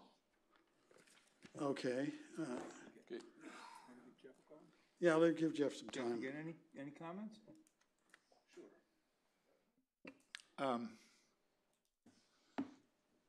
This is a problem we come up against a lot. It's an older neighborhood. It was built a long time ago, as somebody pointed out. That you can sit down, sir. I'm not going to ask you a question. Okay.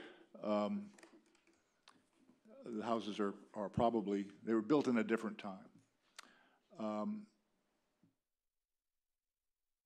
And the problem we come up against is that back when the city was organized, development standards and zoning maps were created, and the basic idea behind doing all of that is that that's what you want the city to look like.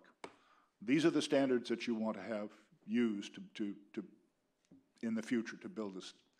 And what we end up doing sometimes is to say, well, no, we don't want to build it like the zoning code says. We want to build it the way it is. We want to keep it the way it is. And I think it's highly, this is a good example of that kind of a situation. The standards are pretty clear. There's no, the beachfront standards in terms of height are met. It's true that the houses along this area are lower, but that's not particularly relevant because there's no standard that says that you can't build to this height on the beach. So the only three issues, it seems to me, are the issues of the variances. The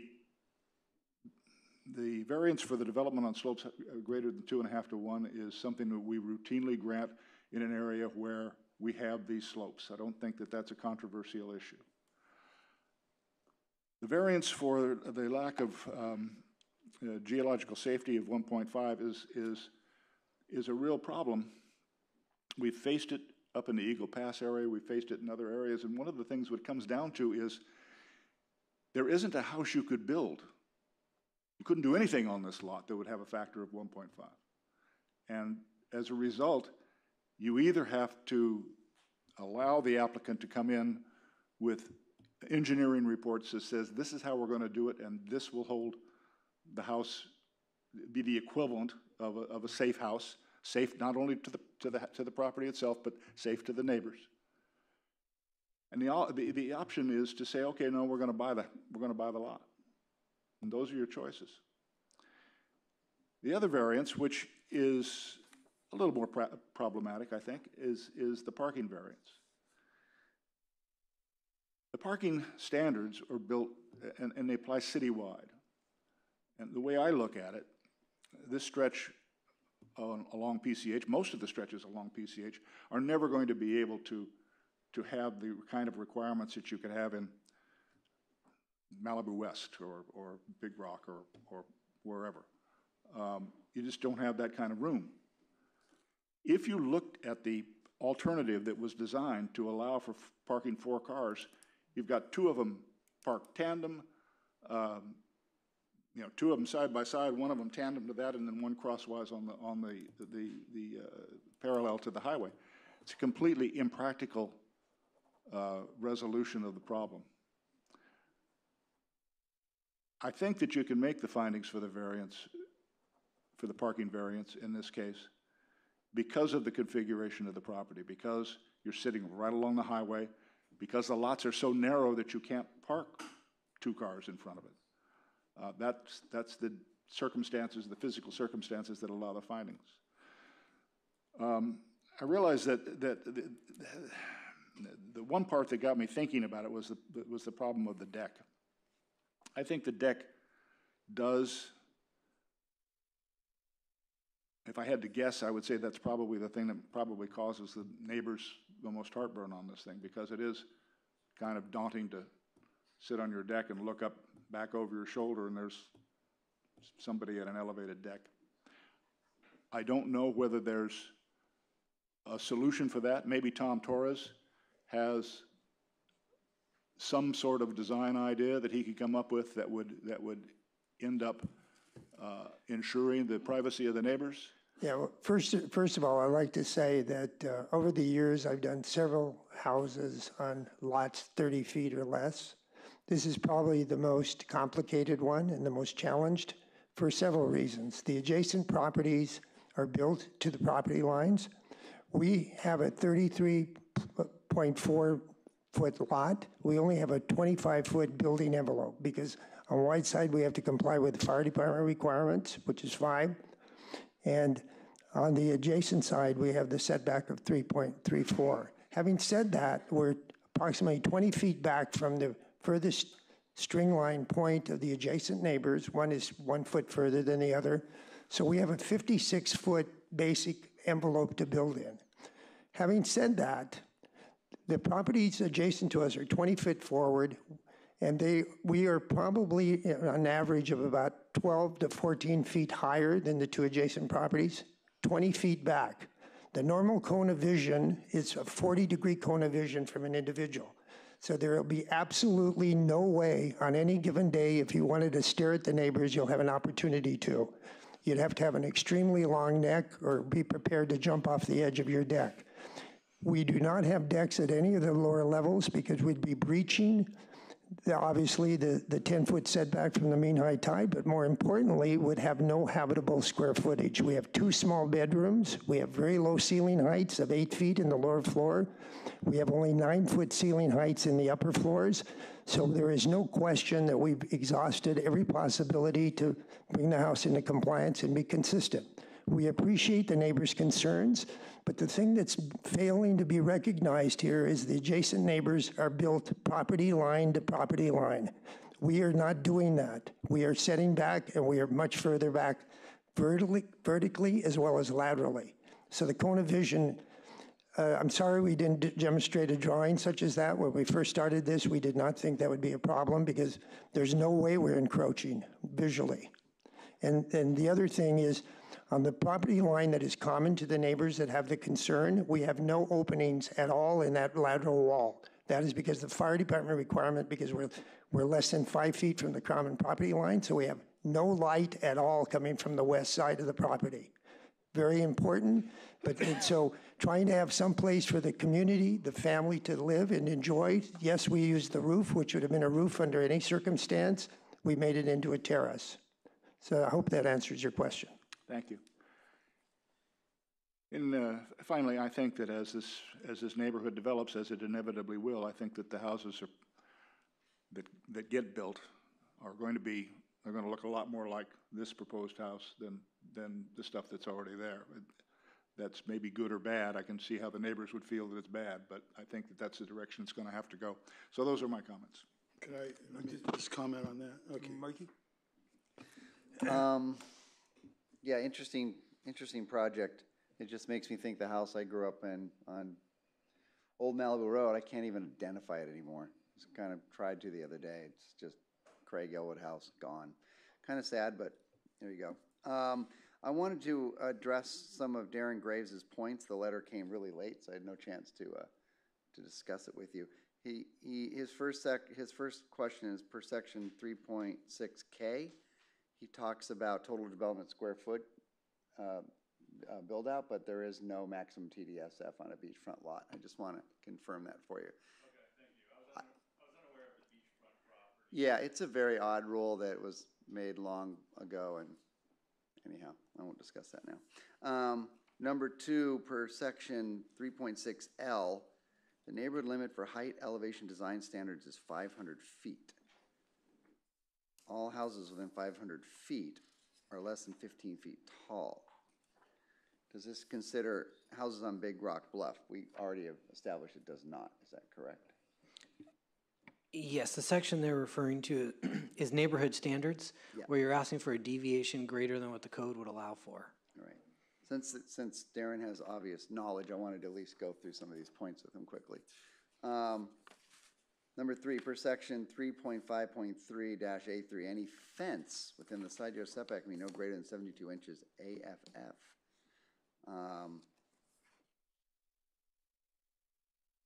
And this one says it'll be taller than 72 inches when built.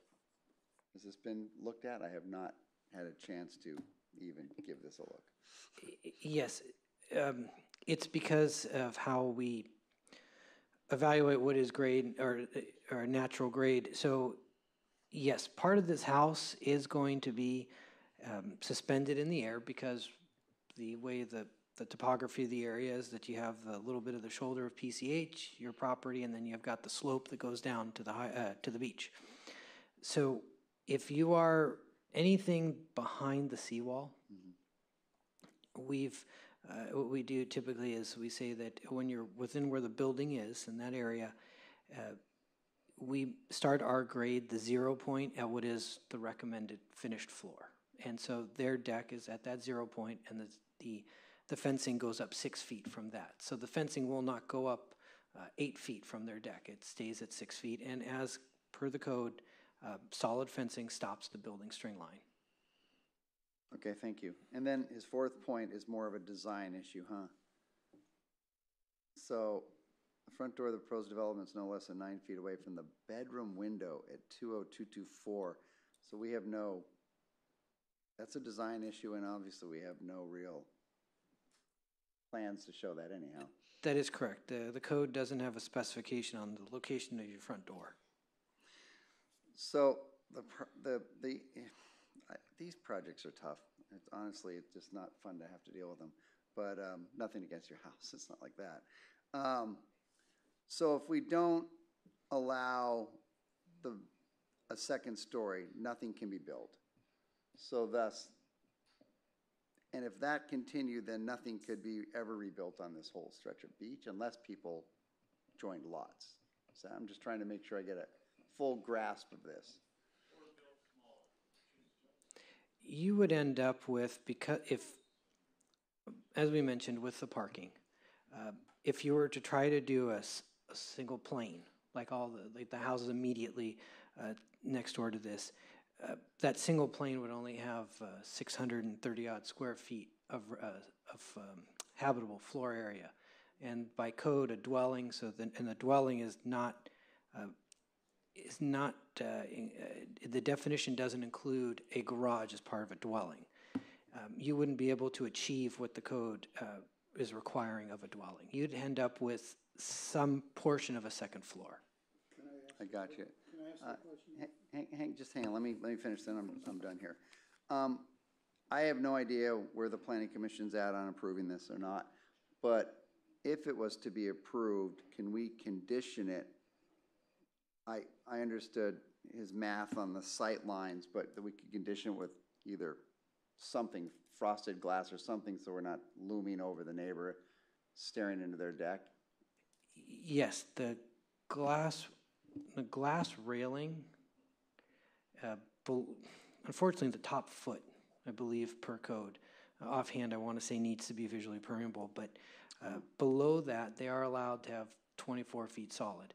He would not be able to place planter boxes or something like that without granting of a height variance, because the very top of their railing is exactly what the code says, 25 feet. It couldn't go any higher. I see. So that's a problem, in other words. If that's an issue, and I heard what he said, but I have no idea, obviously. We were not able to check that out in any way. So I was just curious. All right, those are my comments for right now. Can I ask Mikey a question? Go ahead. Mikey, I don't know why are you mentioning one story? The code says you can have 2 stories. We can't deny it. I was understanding from you that, maybe I misunderstood you. I understood you to say that it should be 1 story. No, what I was saying is, and this is why it's important to me, this house is just a little house, okay? We're taking a whole section of Malibu, and we're changing the way it's going to end up. Okay? And as Jeff said, the city adopted a plan to where they want the houses to eventually look like when they all get torn down and rebuilt in the next 500 years. Okay? And that included 24-foot high houses and 4-car parking. Okay? And what we're doing here is saying, well, they only want 3. So we'll change that because this area is different. But we're doing that for the whole area, because to get a variance like that, you need to be similar to the neighborhood. But we're changing the neighborhood by doing that, because the rest of the neighborhood is 1 floor and has small houses. So what we're saying here is, okay, we'll let them have twice the square footage, I assume. We don't have any data on that. But it looks like they're about 1,200 square feet. We'll let them have twice the size of the house, but we'll let them change the parking requirement. And that's something city council should do, not us. That's what I'm saying. You can't have your apples and eat them too, or whatever you say. Commissioner Mazza, I did submit an exhibit that shows what the square footage is of each house within, in the area. The 67 closest lots. I have the square footage of each house. There aren't 67 lots. And Alan, I have a question. Is this last thing on your? Yes. I don't see any square footage. Each is that what the first number is? The second column has a square footage. Okay, and the addresses are all PCH? Yes. And what number are you? We're 20222. Okay, so you go this way, and they all look to be? The average is 2019. We're 2100. Well, I go 1, 2, 3, 4, 5, 6, 7, 8, 9, 10, 11, 12, 13, 14, 15. 15 houses, 30 feet a house, either direction, and it's 28, 15, 15, 19, 18, 26, 18, you know, and on the other direction, 11, 11, 11, 11, 13, 14, 15, 16. They're not 25. If you add up the numbers and divide add up the square footage and divide by the number of residential lots, you're going to get 2019. Okay, but anyway, now another thing I'd like to point out to Jeff, and this is why I'm done with that question. Okay. You said this meets the height requirements. It doesn't. This project is required to go to the city council and get a height variance. It's in the staff report. And they can't build it without that. Alan, please. Not in this. You have to go, it says, Richard, this project needs a floodplain evaluation height variance from the city council, correct? Richard. That's something our Public Works Director can answer for you. Okay. So Chair Mazza, what they need to do is they will be required to get a variance from FEMA regulations for building that seawall underneath a elevated structure. The structure is going to be built in flood zone VE 21. So what that requires is that the lowest horizontal structure member of the building be built at elevation 21, but the regulation also states that underneath that elevated building should be free of obstructions. And so here they're going to put a seawall to protect their septic system, and the only way we can, this could be allowed through the FEMA regulations is for city council to give a variance. In other words, the house could not be 24 feet high if the city council denied that variance. No. This variance is specifically for the seawall that's underneath the house. Yeah, but let me ask you a question. If they did not give the variance, you can't build the seawall, right? If you can't get the variance, they cannot build this property, or they cannot build anything over here. And so or they could put in a seawall and have a shorter house. Any seawall that's built underneath an elevated structure needs to have a variance from city council, no matter what. You would have to every seawall that we approve goes to city council? Every seawall that's that's underneath an elevated structure, yes, needs to have. The city council is actually, every elevated structure, which is basically every house on the beach, has gone to city council and gotten a variance. I've been to a lot of city council meetings and I never sat through one of those. So I think I can clarify this. So we've brought several of these variances to city council, a lot of them on Malibu Road, a lot of them on PCH, and there's very specific circumstances and where a brand new development is being built in a flood zone that has to be elevated at a certain elevation, especially in the flood zone VE, where in that case, you have to have nothing underneath the structure. Here, they have to have a seawall to protect their septic system. They have to. They have no other choice. And so, in order to do that, our FEMA floodplain ordinances says that city council must give that variance to build that seawall. Okay, now let me ask you a question. If, as Jeff said, all these houses are eventually going to get torn down and replaced by structures like this, are you going to have a 2,200-foot long, 21-foot high seawall running along there? If they have a new structure that's built that needs to be elevated and they have a septic system, they need to have some type of protection. And if it means that they have to have a new seawall, yes, they would have to get a variance from city council. So have we considered all that stuff that the Coastal Commission is all about sea scour and sand loss and all that stuff for a 2,200-foot long seawall? I'm talking about FEMA regulations and what's required from the Public Works Department and through FEMA. Okay, I've got a request for a short break. So we're going to take that, and hopefully when we come back, maybe we can get down to a motion in terms of what we want to do and keep this thing moving. So we're going to take a short break, 10 minutes. We can't talk to anybody about anything that's going on, so please. Yep. The commissioners will not speak with each other outside, and also please do not address the commissioners during the break.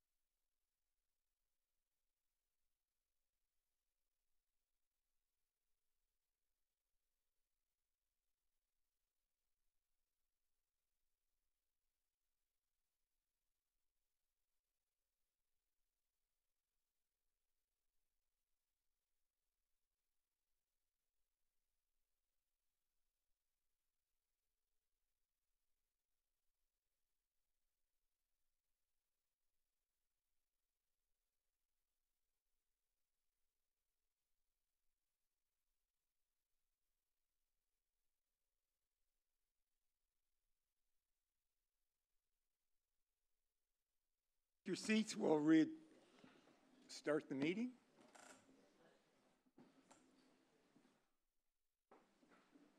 Okay, I'd like to see if we can get a motion. I mean, I think we've heard pretty much most of the arguments. I'll give it a try. All right, I just want, I don't understand how the septic's gonna work. I mean, I don't, it's underwater. I'm just, but, I guess. Huh? The seawall is going to be at 21 and a half feet, okay? So now that seawall will be, half of the seawall will be buried in the beach sand, okay? It'll go down to elevation 0. What the Public Works Assistant Director was trying to say was the entire property has been identified as in a VE zone.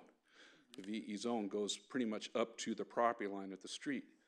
So the FEMA requirements state that in a VE zone, you can't have a, if any structure is underneath or below the base flood elevation of 21, it's got to be a breakaway structure. Well, seawall cannot be a breakaway structure by definition. So we need the variance for the seawall only. This house would be at the same height regardless of whether there was a septic system and a seawall underneath it or not, okay, based on the uprush analysis and the FEMA requirements. The variance is for the seawall underneath the house. That's what that is for. Okay. And can I ask a quick question? Just let me finish. Yeah. Is there any effect on the surrounding properties as far as wave scour? No, no effect at all. We've taken wave scour into effect on that. We go below the beach, the design beach profile. The design beach profile will be the same for the other properties as well. That is independent of whether there's a seawall there or not. Now, we designed for some isolated scour, but that isolated scour doesn't affect the adjacent properties. Now, I thought when a wave hit a seawall, it wrapped around it and scoured. I thought that was the basic definition of a scour. No, the scour is a definition of erosion. Okay, now what you're thinking of is flanking wave action. Yeah. All right, and where the wave uprush, it's just not going to stop on the property lines. It's going to go and uprush on the adjacent properties. Now, if there's no seawalls on the adjacent properties, you have to put in return walls that go from the seawall back up to the wave uprush limit. The wave uprush limit on this particular property is 1 foot seaward of the Pacific Coast Highway right-of-way line. So you have return walls? Yes. Okay. One last comment. I think we're all set. Thank you. It's just, Rob, some point in time I'm not a sea rise expert or anything like that, but it does seem that every time we have one of these, the numbers are moving around a lot. So, maybe the city should come out with a thing that says, here's what we expect the sea rise to be. And so we got something that we know every meeting is the same numbers are running across it. That just, I have to go back and listen to the other meetings, but always sound like there's new numbers. I think in a future meeting, we're going to have coastal engineer give a presentation, and then I'm going to give a presentation about how we interact with FEMA and coastal engineering. So make us smarter. That'd be great. So that's what we're trying to do. The reason why I'd like to ask that question too is this house is different, but in a lot of houses, everybody wants to have one floor flat, so they change the wave uprush. They just all happen to be exactly the road. So that's why they go from 4 to 7 to 18 inches. Let's get that. But the real number, I want to know. So the next 7-footer that comes in, I'm going to say, no, it's 18 inches. All right. That presentation would be very helpful, I think. Jeff, you got a motion? Staff recommendation.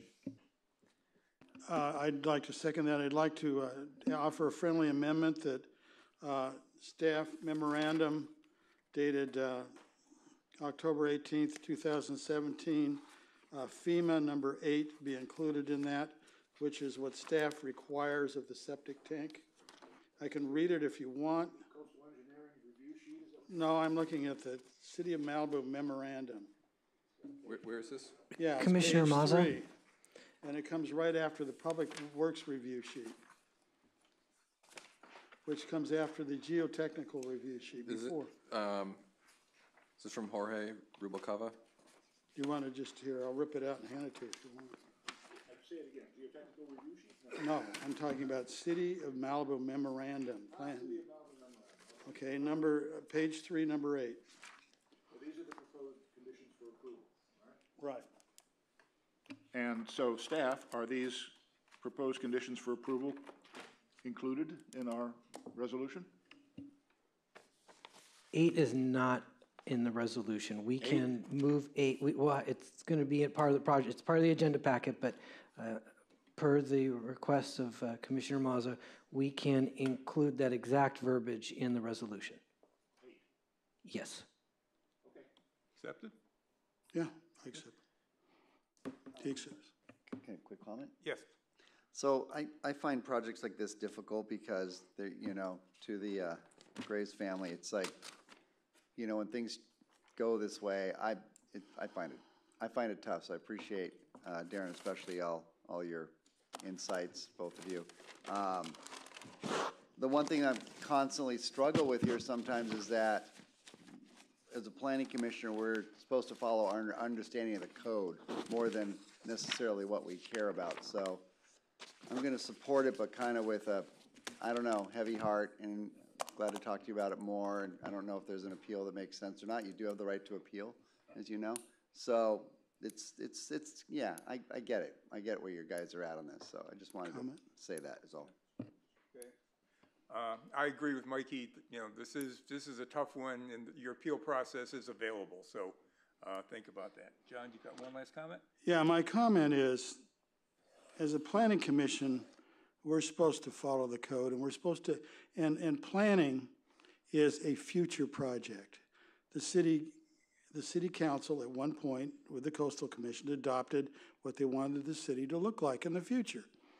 And they came up with codes, and they did not in this case say, well, we're going to reduce the parking and we're going to have 2,100 feet when it all gets built out of a wall, okay, which is going to be an ecological disaster in that neighborhood.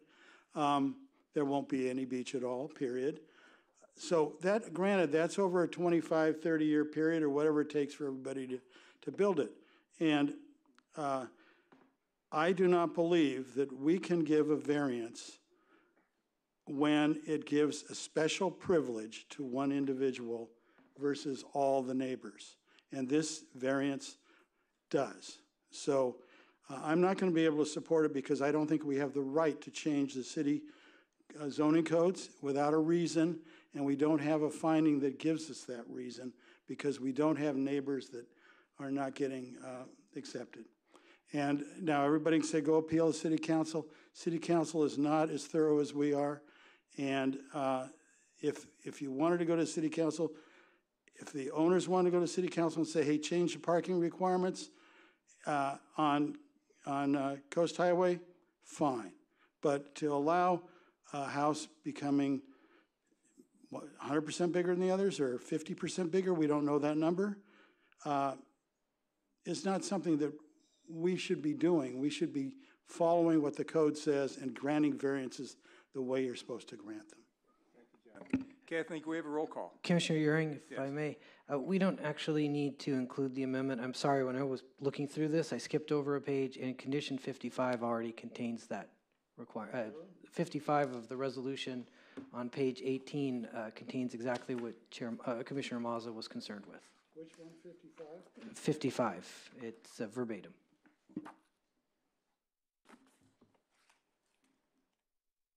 So it doesn't matter either way, it's already included. So. It is, John. Okay, Okay. It's there. I'd still like to know how you build a septic tank that can't get water in it, but whatever. Okay, roll call. Commissioner Jennings? Yes. Commissioner Mazza? No. Commissioner Pearson? Yes. Vice Chair Euring? Yes. Motion carries. Thank you. Moving on.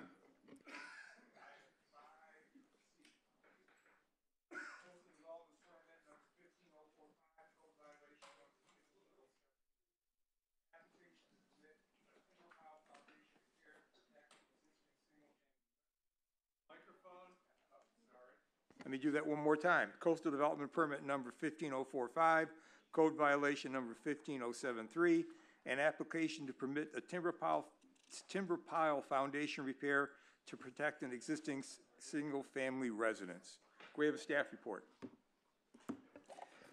Good evening, Vice Chair, members of the Planning Commission. The project before you tonight is a coastal development permit for an after-the-fact repair of an existing timber pile foundation to protect an existing single-family residence and on-site wastewater treatment system. No new developments proposed under this subject application. As the foundation improvements involve development on a beach, a coastal development permit was required for the after-the-fact repairs that took place. Here is a vicinity map and aerial photograph of the project site. The subject property is located south of Malibu Road and was disturbed in the past to accommodate the existing beachfront residents. Neighboring properties are also zoned single-family medium and are developed with single-family residences. The improvements were contained within the limits of the subject site, and based on submitted reports, project plans, and a detailed site investigation, staff verified that the pile foundation repair work took place directly below the existing residence. With regards to the scope of work, in 2012 and 2013, the foundation's hazardous conditions were exposed during construction activities for a remodel of the residence. The project coastal engineer recommended immediate repairs to protect the existing residence and wastewater system from a potential safety hazard. The foundation repairs consisted of the removal and replacement of timber piles, new supporting cross members, including new concrete pads and underpin footings. Of the 22 piles, only 5 required substantial repairs, while 10 piles required only minor repairs, which involved carbon fiber jackets and epoxy grout. Because the foundation repairs were constructed without the benefit of permits, a code enforcement case was opened on the property. However, the current application addresses the outstanding violation, and once approved and upon final inspection, the code violation case will be closed. Here's the site plan of the the improvements constructed without benefit of permits. As the site plan demonstrates, the foundation repair work and the limits of the work that was conducted. In the light blue, you have the limits of the house, which is illustrated again in the light blue. You have the 3 new piles illustrated in green. You have 4 new concrete pads in the yellow. The 10 repaired piles illustrated in the dark blue, and the 14 replaced cross members illustrated in red. In orange there, the 2 orange rectangles illustrate the septic tank and the existing leach bed dispersal area. Here are a few photographs of the existing site conditions. As the picture on the left demonstrates, that's a shot from the beach looking north. And all the work, all the pile repair was conducted, again, within the limits of the existing residence. And on the right side, you have the new timber pile, a photograph of that, and then also the new cross members supporting the timber piles, and a photograph on the bottom right of the carbon fiber jacket that they use for the repair of the piles. Before closing, I'd like to mention that a neighboring resident did contact staff regarding the proposed scope of work. Staff did explain that the pile repair work has been completed and no new development is proposed with the subject application. No further issues were raised, and the neighboring resident indicated support for the project. And in closing, staff recommends the Planning Commission adopt Resolution 18-74 approving CDP 15-045 and code violation number 15-010 as conditioned. That concludes my presentation. I'm available for any questions. Thank you very much. Any disclosures? None. None. None here. All right. We've got some speaker slips. Let's open the public hearing. Jamie Harnish. It's only for questions, okay. Janelle Land. Just for questions, okay. Anybody else like to speak? Close the public hearing. Questions of staff? Just real simple question. This was a code violation in 2015. And at the same time, there was a CDP. Was there ever an emergency CDP issued?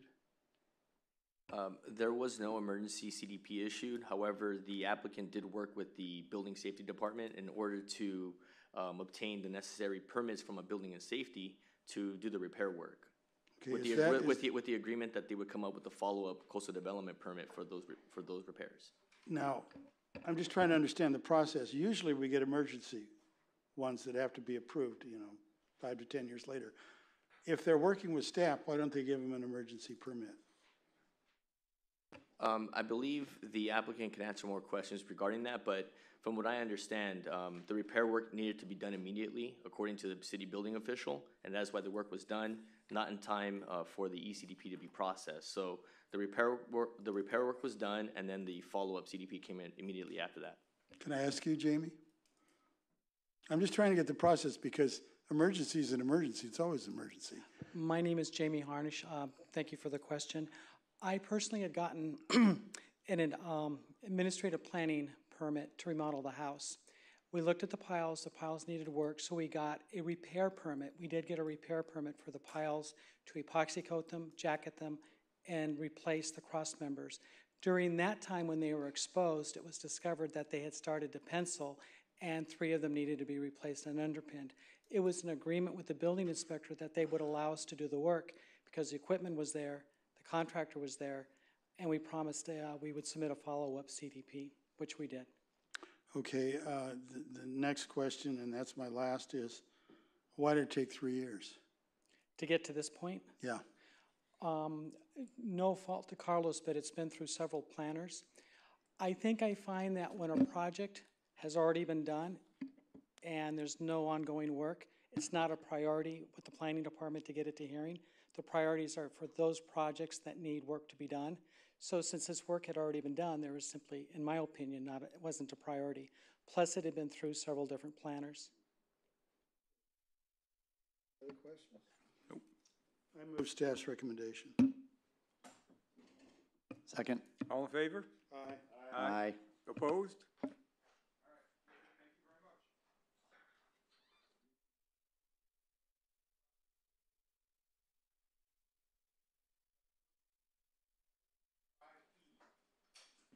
5E, Coastal Development Permit Number 17062, Site Plan Review 18038, Minor Modification Number 18014, and Demolition Permit Number 18018, an application for an interior and exterior remodel of an addition to an existing 2-story single-family residence, bluff restoration, and associated development. Staff report, please.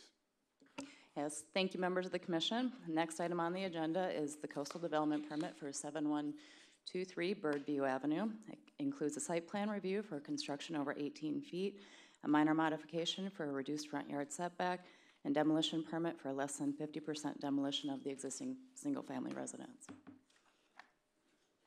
The property is located on the ocean side of Birdview Avenue in the rural residential 1-acre zoning district and is approximately 1 acre in size. Whoa. Did sea level rise take away the ocean? I don't know what happened there. Hold on, we'll get to it. Here we go. Thank you. They all look the same when you start. There we go. Now we're ready. Okay. So it's a rural residential 1-acre property on the ocean side of Birdview Avenue. The project before you tonight consists of a 1,949 square feet of additions, including overhangs that extend more than 6 feet from the structure, an interior and exterior remodel of the existing single-family residence, a 935 square foot basement, 788 square foot second unit, 440 square foot detached garage, new on-site wastewater treatment system, swimming pool, spa, decks, repair and maintenance of an existing deck, landscaping, retaining walls, and a bluff restoration plan. And as I mentioned before, it also includes a site plan for heights up to 24 feet with a flat roof, minor modification for a reduced front yard setback of 15%, and a demolition permit for less than 50% demolition. Surrounding properties on the ocean side of Birdview consist of long rectangular lots approximately 1 acre in size. Some of the lots, like the 2 on either side of the subject property, have been previously divided into smaller lots. The neighborhood consists of a mix of 1- and 2-story residences, many with non-conforming side and front yard setbacks. Over time, unpermitted development on the coastal bluff occurred throughout the neighborhood in the form of trails, walking paths, and in some cases, structures that encroached into the 50-foot bluff top setback.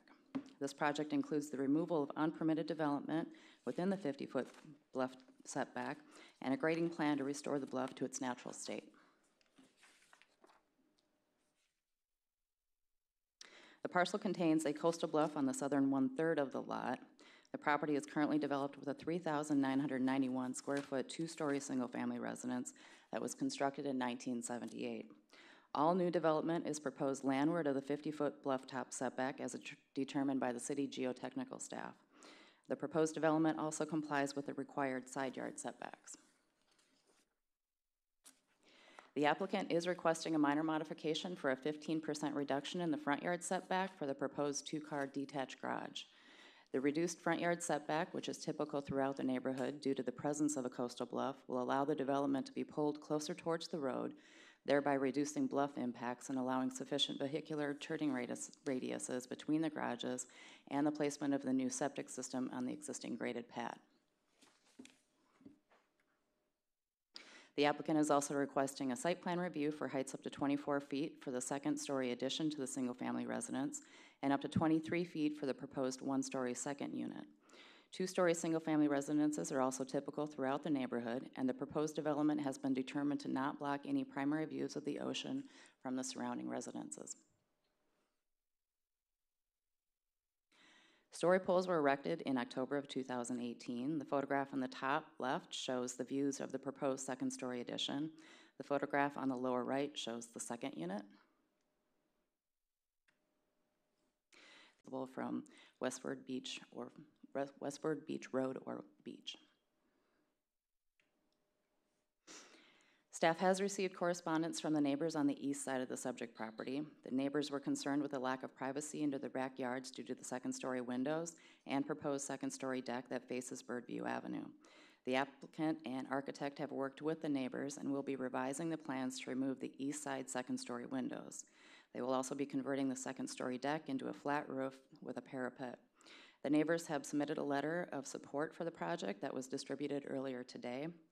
The letter also addresses maintaining the existing vegetation near the southernmost deck for privacy, the desire for a relocation of the HVAC unit, and the assurance that the property owner will allow adequate space along the east side of the property for maintenance of the structure or vegetation removal. With the changes of the proposed plan, staff has revised the Planning Commission resolution to include these following 2 conditions, which address the removal of the windows and the conversion of the 2nd-story deck, the north side 2nd-story deck, to a flat roof with a parapet.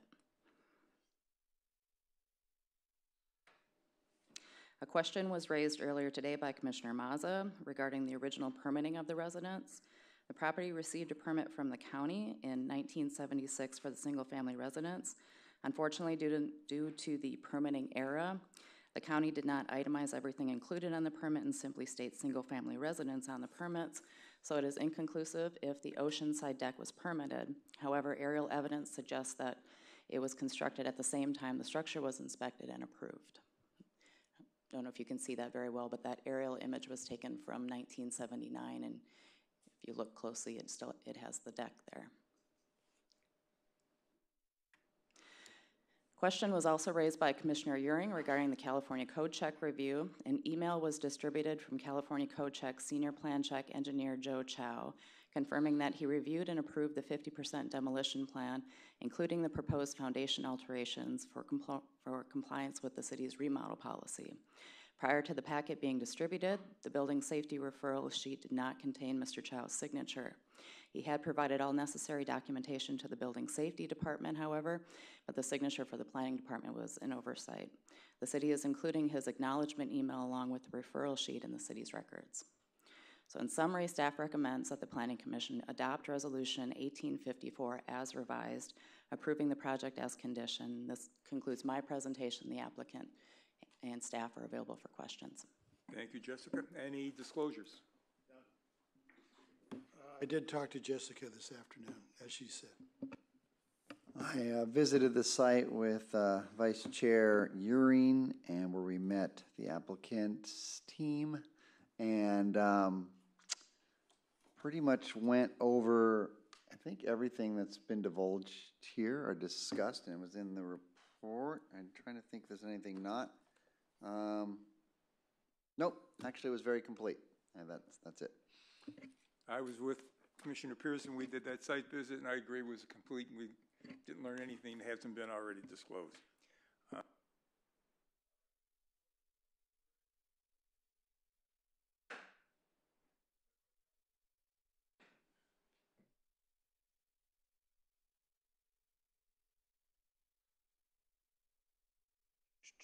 There's no clicker.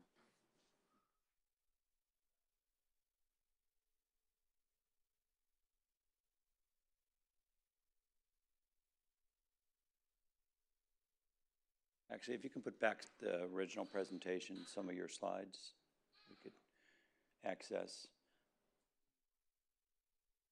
Actually, why don't you put back just your presentation? If you could, that'd be great.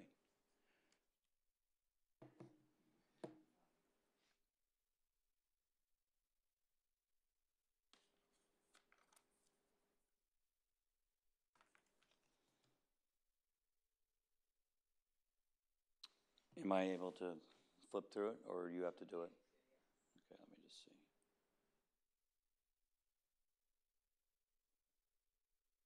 All right. Yeah, it's okay. All right, I'll just start. I'm Doug Burge, the architect for the project, and thank you for hearing this project. Our particular client is actually from out of the state. He bought this property a number of years ago, and the main goal was to, and he is moving his family out here. And we had talked about the process of getting a permit in Malibu, and particularly on this site. It's a very challenging site. And one of the things we looked at was determined with the edge of the bluff, and there was a bunch of railroad tie sections on the site that were pretty unsightly, and somebody had done that work without permits over the period of years.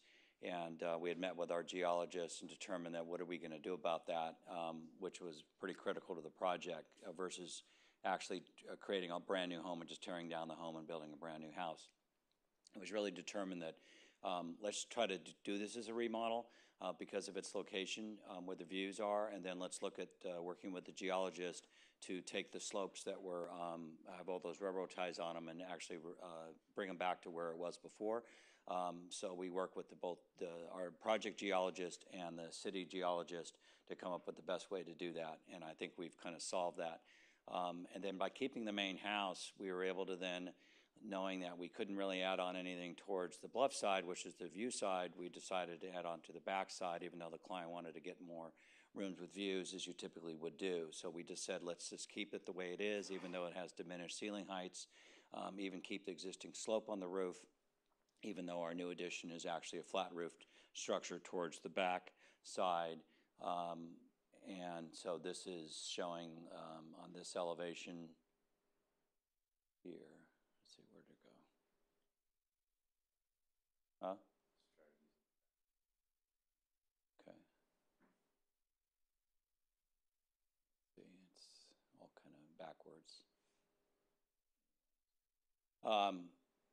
So anyways, just showing on the, well, actually I could use that elevation. The side elevation, so that what you see there is that the existing house is on the left side on the top elevation, and the new addition's on the right, which is a flat roof structure, knowing that we have to keep everything under the square footage and under the height limits that are allowed. So really working with the existing structure was important. The other feature of the house is that we have a detached guest house, a one-story and a one-story detached garage to pick up some more parking, and then having the pool at this location.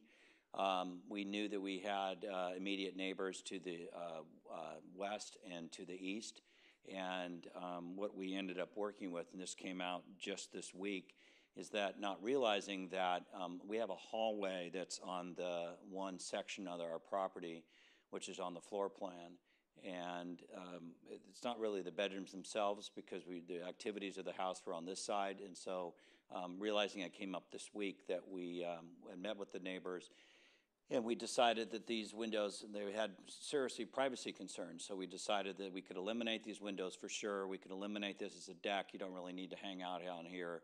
There's nothing really to look at, so we were able to make these changes and work with the neighbor, and feeling we came up with the compromise, and they're here tonight, actually, and I think they've actually in a supporting mode of the project, which worked out to a great resolve.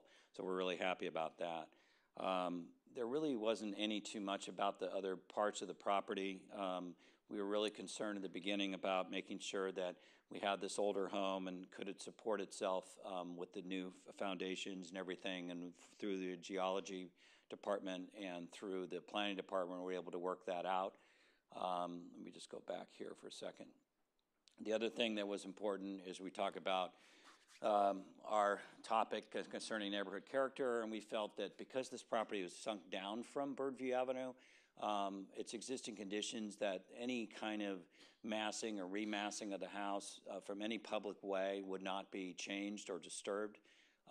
So certainly from Westford Beach Road, absolutely a very minimum impact at all. You're not seeing the guest house at all. You're not going to see any part of the, really substantially part of the addition, and even keeping the new garage and the guest house at one story. You're not seeing that from Birdview Avenue. So we're seeing no change in neighborhood character.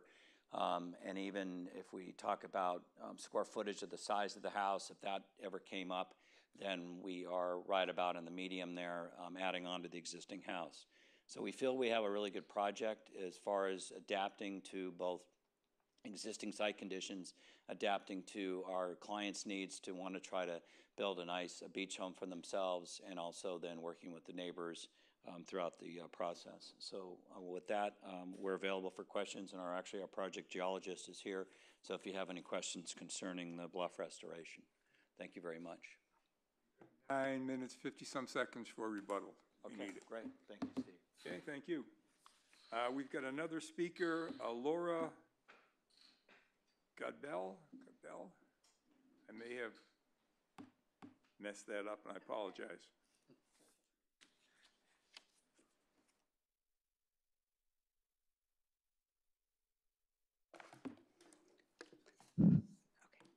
Good evening. My name is Laura Godby. My husband is back there. His name is Chris.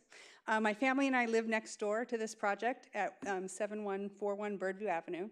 My husband's family has owned and lived in this house for the past 50 years, since they purchased it in 1968. My husband was raised in that house. We were married in that house, and we're proud enough to call this house our home for our kids. Our approximately 1,700 square foot house is one of the original one-story ranch houses built in Point Dume in the 1950s. It was built on a flag lot, and today it has single-family houses on both sides, one of which is the proposed project, and we have 3 apartments behind us. Because of the configuration of our property, we are completely wedged in. We have very limited usable yard space around our home that includes a driveway, a garden, and a 2-level patio with a jacuzzi. We use these outdoor spaces daily and depend on the courtesy of our neighbors to maintain our privacy. Our new neighbor at 7123 Birdview, Mr. Jeff Yabuki and his family, is continuing the courtesy of maintaining our privacy. Upon seeing the original plans of this next door project, we did not support it. We hated it. But a complete list of all of our issues and all that, you should have it. It was in the letter that I sent earlier today. The architects, though, as they've mentioned, have modified the plans to ensure both our and their clients' privacy.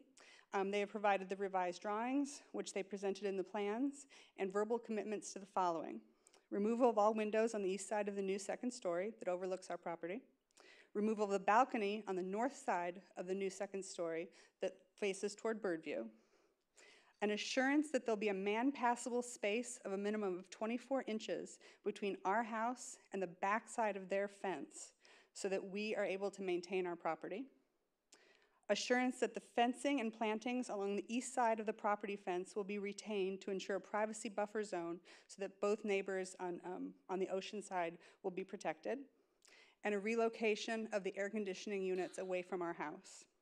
Presuming all of these modifications will be made as promised, we offer our support to the permits being requested for this project. We've also communicated the architect's proposal to the other neighbors who have expressed some concern about this project, and they are also satisfied with the revisions to the proposed plan. If you have any questions, please let me know.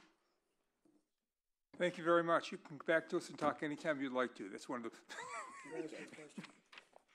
Yes, John. Could I ask you a quick question? After the, Do you have a 24-inch side yard setback?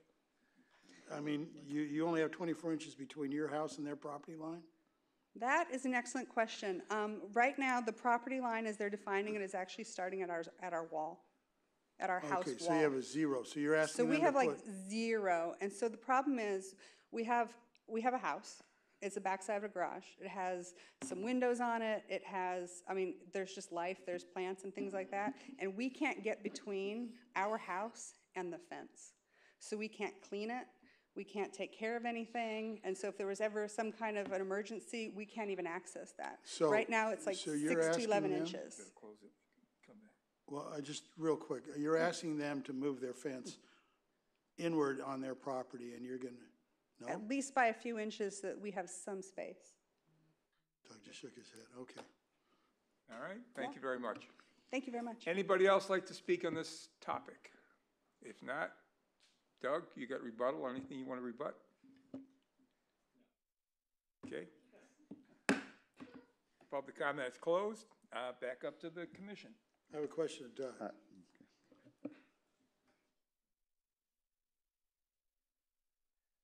Yes. When she said you're gonna move your fence onto your property, you shook your head. Is that, No, it's interesting when you go to this condition, and you kind of have to look on a survey, is that the technical property line, and it's stated correctly, is that their house is on the property line. So we'll call it a zero-inch setback. Where there is a fence now, it's approximately 24 inches away because there's planting in between there. And there's a very narrow walkway that goes between the existing house and our structure. So you couldn't really move the fence over because it would impede the fire department walking around our particular property. So we could just work out with them, and I would have to talk to my client if they need to get back for trimming a hedge, could they enter our property, because it's a very interesting condition here because there's no real way to get access. Now, if they're asking to access it for maintenance and other things, I think they've been using a gardener. I don't think they've been going on our property now. I'd have to ask that question. This has just come up. So as far as moving the fence, I don't know if it's possible or not. well, the fence isn't 0 lot line now, right? Well, I don't think so. Yeah, it's just that we can certainly work with them. I mean, my client's willing to work with them. I mean, but as far as moving the fence, we can't really move it over, really. Okay, so the only reason I'm asking is you're not agreeing to that one of her list of conditions. That one condition, you cannot provide 24 Well, I would inches. just need to look at it more, John. It's just the kind of condition where we'd have to go out in the field and really look at it. It's hard to tell from the survey where the Yeah, no, plants my only start. problem is we've got to put it in the conditions if it's a condition. I understand. So I assume that we're going to, Trevor, we can't require somebody to give up part of their property, can we? Do you want to clarify? No. You guys know the condition better than I do. I'd like for them to come up because of they obviously live there every day and they know the condition better than we do right now. Okay. Yeah, but I thought there was a little space. Yeah. Okay, the real question is, they're saying that, the architect is saying that you have a 0 lot line, not a 2 foot. That's what they're telling us. So, There's and always- we can't, and our attorney tells us we can't give his property to you. Well, I didn't, So- this is the first time I ever heard that my house is on the line. You know, that's why we've always had it. We actually, the whole time we've been there, there's always been a gap there. The fence was always like, about 2 feet away from the house.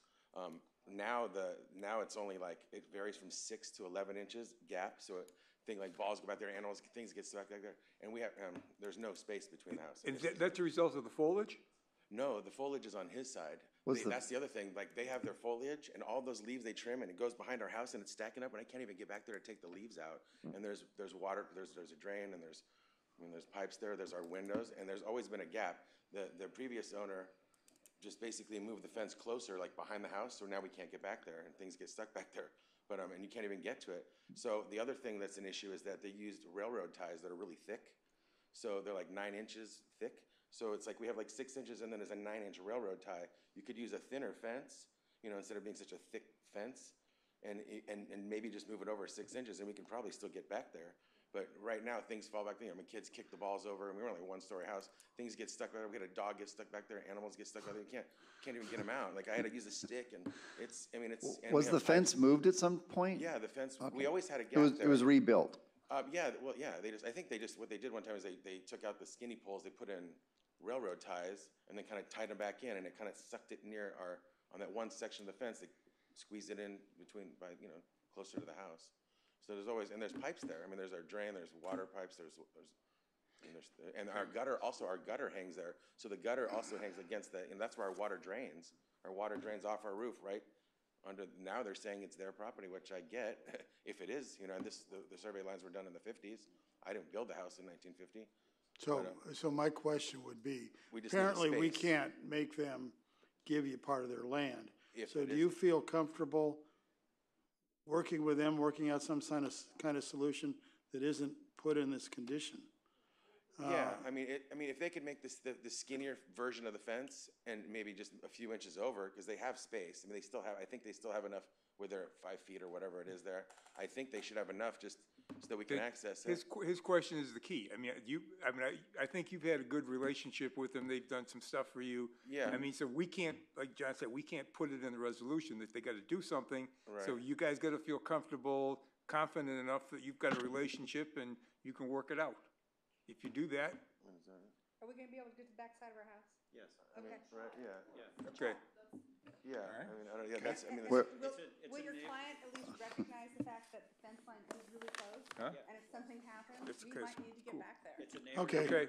Well, Scott, I think we know where we stand. This is We're good. not going to be able to do that, but, you know the client better than we do, or Doug. Okay, I have some questions for Doug, too. No, sir. Thank you. Absolutely no reason. Now, these are kind of technical, but I went and looked at that picture of the house when it was built. I didn't see a deck, which doesn't really bother me that much, but, It's on there, okay. the picture. I'll believe you. I'm not going to argue that one. Unless they walked out to their But nothing. when I look at A010, which is the existing elevation, sort of, it's kind of hard to read. There's a door and a stairway on the house on the, I guess this would be the south elevation of the house, the new house. But it doesn't appear to be anything on the south elevation of the house as it is now. Is that correct? I'm looking at A010. The south elevation is the ocean-facing elevation. Okay, the Point Doom facing elevation. Is that the top one on A010? Facing the road is the north elevation. Facing the point itself. Okay, East the east elevation. elevation is their, facing their house. Well, whatever the top elevation is on A010. Okay, let's just go to that sheet. Can we put that back on? Let me see your little pointer thing. Yeah, that's the east elevation.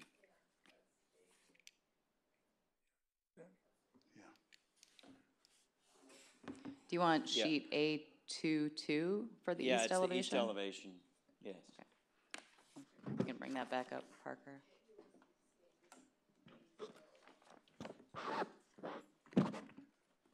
Well, all I want is okay. Yeah, the top elevation has this door. Yeah, that's on the new addition. This part right here with the sloping roof house, that's the existing house. This is the new addition. So that door is in the new addition. Oh, okay. So that's not being removed, okay, or being added. No. Now, the next question I have is, you're required to be 50 feet back from the 1.5 stability, slope stability. Has anybody ever done that study? Yeah, we have our geologist here. What it was, John, as you know, is 50 foot is a planning department minimum. I mean, that you're allowed, you have to be 50 feet back. And it was Yeah, with a determined- variance, that's why I'm gonna ask Yeah, staff where the exactly. variance is. Yeah, but our geologist here is that the actual slope stability setback is before that, it's not past that. So the geotechnical setback is what you're referring to. Yeah. The geotechnical setback is, if it were bigger than 50 feet, we'd have to be pushed back further, but it isn't. It's But actually. it's 50 feet from that line. No, the 50-foot line is the planning department setback where it sits on the side of the deck if we go to a site plan.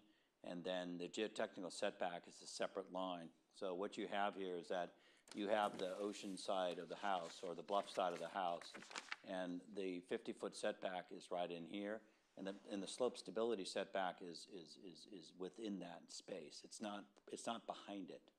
No, I'm not, that's not my question. According to LIP 10.4, paragraph D,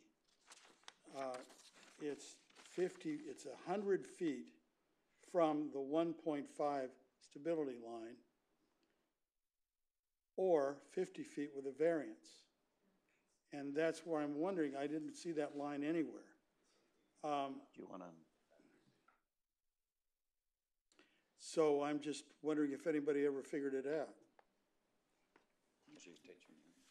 Commissioner Mazza, Jay Cole, geologist, Land Phases, Inc., out of Simi Valley. I'm the project geologist. The code regarding bluff setback initially is 100 feet minimum from the top of a bluff. However, that's can be reduced with the guidance of the city geologists and geotechnical people to 50 feet. So top of bluff, 50 feet is the minimum required setback. Now, when you do geotechnical analysis, we determine the 1.5 factor of safety line. And where that line is, then we have to add a 100-year bluff retreat calculation. Now, whichever becomes more restrictive, that 50 feet minimum or the geotechnical calculation is what governs. In this case, the 1.5 factor safety line plus the bluff retreat amount is less than the 50 feet from the top of bluff. So 50 feet governs for this case. This was reviewed by the city. You're saying 50 feet from the top of bluff? From top of bluff line. That's not what 10.4 says. It no, says the bluff exhibits, if the bluff exhibits a stability factor of 1.5 greater, the location of the bluff top, which is a 1 point factor, shall be determined. Development shall be set back a minimum distance equal to the distance from the bluff edge to the 1.5 safety factor plus 100 years erosion. that is correct, but you're misinterpreting the code. The 1.5 line is determined. That's a hypothetical line. Then you add the 100-year bluff retreat calculation, which in this case, I recall it's around 15 feet or so. Once that line is determined, you see which is more restrictive. So that calculation was done, and the 50 feet minimum from the top of bluff, topographic top of bluff, is more restrictive, so that's what governs in this case. And this was reviewed specifically by the city geologist and approved. That is the code.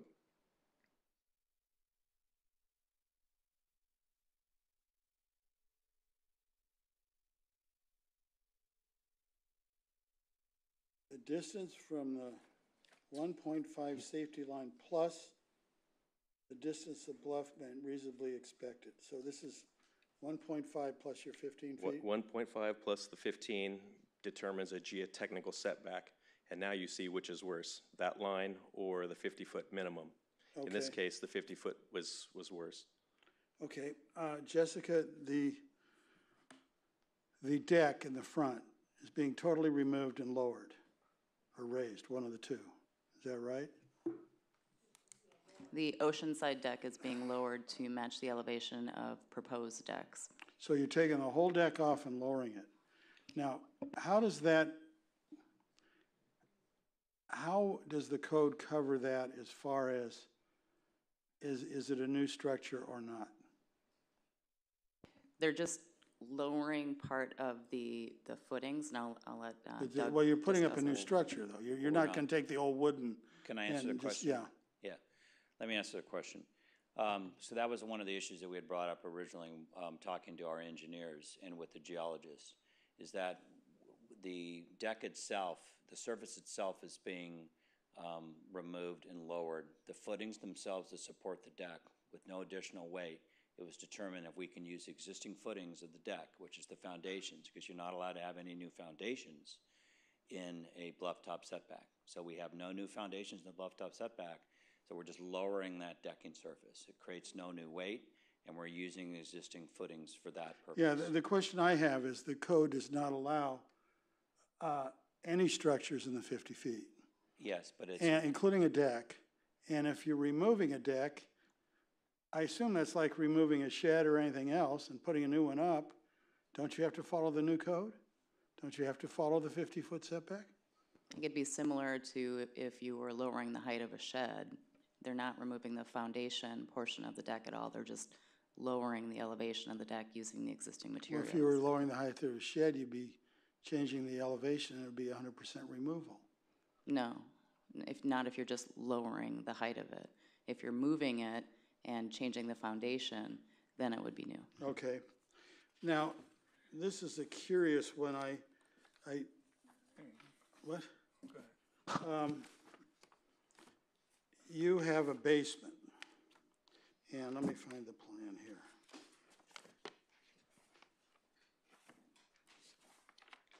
And you show on your removal, oh no.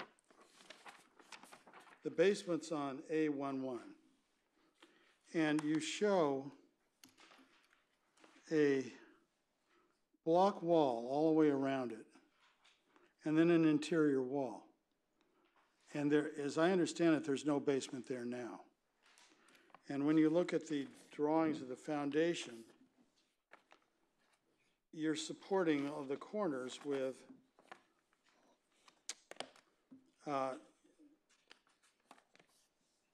you're putting cement under them to hold them up. Let me find that drawing. So my question is, and this is partly Jessica, is not that altering a foundation when you put in walls to hold the building up above it and pour concrete below it? And it says on the plan, take it down to, oh, I'm looking at A32. It shows in each corner of the basement new footings under the supporting walls. They're allowed to do some foundation modifications as long as that doesn't result in a more than 50% demolition for the remodel policy. So they're allowed to put a basement in under a new addition, and there are some foundation alterations that go along with that. However, that was reviewed by California Code Check. But this looks like the whole perimeter is a new foundation. It says a block wall, and then in the inside of that is another wall. Now, it's underneath the house, it's holding the house up, it's a 10-foot high wall or whatever it is. It's called a retaining wall, I believe. But Can you tell me the sheet that you're looking at again? I don't think I put that on the slide. I'm looking at A11. And I'm also looking for the footing changes. I'm looking at A32. Can I help answer your question?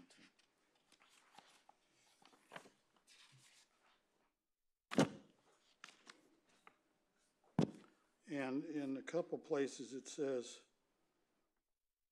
oh boy, I wish I had better eyes, but it says what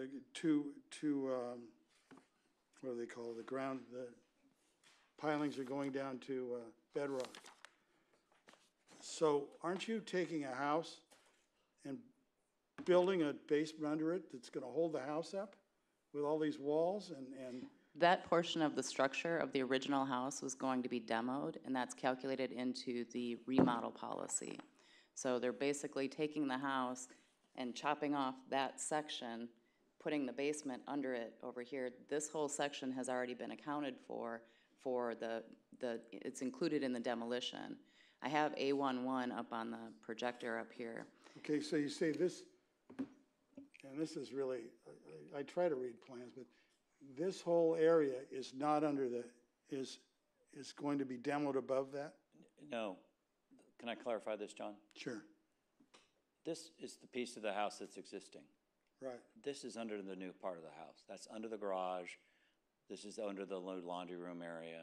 So this basement is 99% under. The only place that we could get the stair to go, which has to connect in the middle, obviously we have to get inside the house to do that, is this piece of the basement comes in. You have to, when you're adding onto a house, obviously you got part of it attached, addition into the remodel.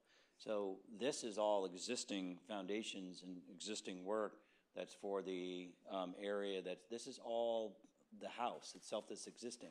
We're only building the basement underneath the garage and the addition part of the house, except for where the stairs this attach. part here.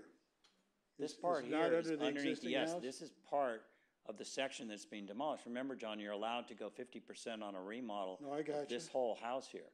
So this piece here is being removed. That's part of the remodel. So we're allowed to impinge into this as long as this section works out. And again, all these, you have to build a basement with the foundations. And this has 2 exits, by the way, 1, 2. And so it's just, again, it's not showing the foundation under this part of the house, but it says existing crawl space to remain. Okay, so on A07, that's the pink area? Do you have A07 you can put up? What is A07? A-07.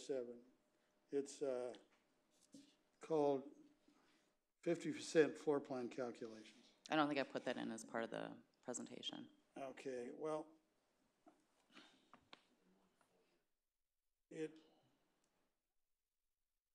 doesn't show it all as red. Shouldn't it show it all as red if it's new and it's under? Yeah, this section of the wall, we're looking at our plans right now. We're demoing 40 of 48 feet along this section right here. We knew we had to keep the sides because that's where we had the setbacks, and this is basically the front. And so we're using part of this as our 50%. So as long as it works within the 50%, that's what we have to work with the code. I just couldn't figure out where the basement was, I guess. Okay, just consider it underneath the addition. So it's 2 stories above a basement. Oh, my last question, I guess, is Jessica. In the past, and I don't know if this has changed, whenever we had a eucalyptus grove, we had to have Dave Crawford approve cutting it down because of the butterflies. Did we do that? I mean, during nesting season? Well, just cutting it down. I mean, we have told people they couldn't cut down there. Oh, the butterfly season. Yeah. Dave did review it. I'm looking to see if he has it in his conditions right now.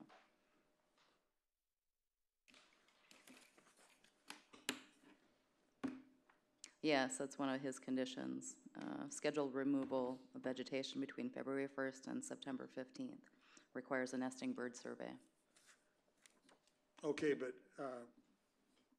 in the past, we haven't allowed people to cut down a butterfly nesting ground. Is that, we just don't do that anymore? I think it's property dependent.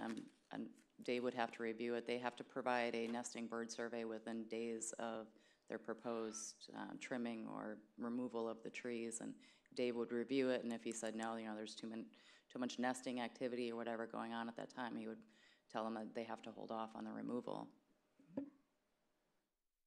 Well, that's not really my question, but I'll pass. Jeff, anything? Mike? Just quick, maybe I missed it in all the conversation. Did we move the AC units away from their property line? Yes. Okay. We will. Okay. I only have one comment, and it goes back to this California code check thing that we talked about. I guess 2 things. I mean, one, I hopefully just get them to initial so we know that they in fact did this. It wasn't done by the janitor or something, okay? The second thing is, I think it's important if they're going to do that, inside the report, they tell us what they use to determine the 50% rule worked. And the reason I say that is because there's an LCP policy that they should follow, right? Now, what I've learned is just because we've got a planning department LCP policy doesn't mean that other departments in the city follow that policy. I mean, I learned that when we did the basement deal, all right? The doors, I think it was Trevor that said because it's it isn't a city council policy, somebody else can pick and choose the parts of the, so, what, huh? That's not exactly what I said. Close to it, okay. And the point is, look, I just don't want to have to guess. I mean, if I wanted to guess, I'd be on Wheel of Fortune buying vowels or something, right? So just if they could tell us what they did and make sure we understand what they used and the plan check agreed with the policy, I'm a happy camper. And we can solve that pretty easily. This was one of the pilot programs to send it to California Code Check. So we used one of our kind of generic building safety referral sheets that we used to give to our in-house plan checker, Daryl Shea, and he would just check or check. Right. We didn't really alter it too much other than to put California Code Check, and then we gave it to them. So there wasn't, we didn't change, we could change the verbiage of the referral sheet to say, yes, acknowledges the LCP remodel policy, and just spiffy it up a little bit so it's a little bit more clear in the It future. doesn't, not a big, it just makes it, so I know what I'm looking at when I'm looking at it, that's all. Good, John, got a question? Richard, we now have plans that come out today. So when we make the resolution, what do? Do you reference the plans today? Because we always have a date on the plans we're approving. If I wanted to make a motion, what do? Say, whatever it is, November 6th or whatever it is, plans, or 5th? How do I do that? Do we have the plans, or we could bring it back with them attached? Correct, we do not have the plans, is my understanding. And I understand what Commissioner Mazza is pointing out. It's condition number 3, which references an October 12th, 2018 set of plans. So one option the commission could opt for is for staff to bring back the resolution on consent with the revised plans and have the resolution incorporate that date. That way you're updating condition number 3. Okay, so I'm going to make a motion to approve the project subject to bringing back a resolution. Approve the project as staff recommends, subject to a resolution that incorporates the changes submitted by the architect today. So that's to direct staff to return with a resolution updating condition 3 with updated plans that would approve the project per staff's recommendation. Sounds good to me. I'll second.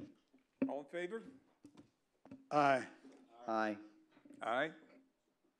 Nope, nobody opposed. Done. Thank you very much. All right. Oh, God, we still got more to do. We're on to item 6A, compliance update. And Richard, if you could tell us, excuse me. We're on to item 6A, a Nobu restaurant compliance update. And if you can tell us what we're getting with this, so I understand what it is we're being told. Certainly, Chair Euring. Seems that a previous planner, I believe, started bringing this back before the Planning Commission for the compliance review of the conditional use permits that were issued for Nobu and Soho. And in that process, we determined on some properties there were on one of the properties there were issues, and another property issues were raised just because of the popularity and some of the operation. So it is staff's intention, and what we're trying to work towards is the compliance hearing.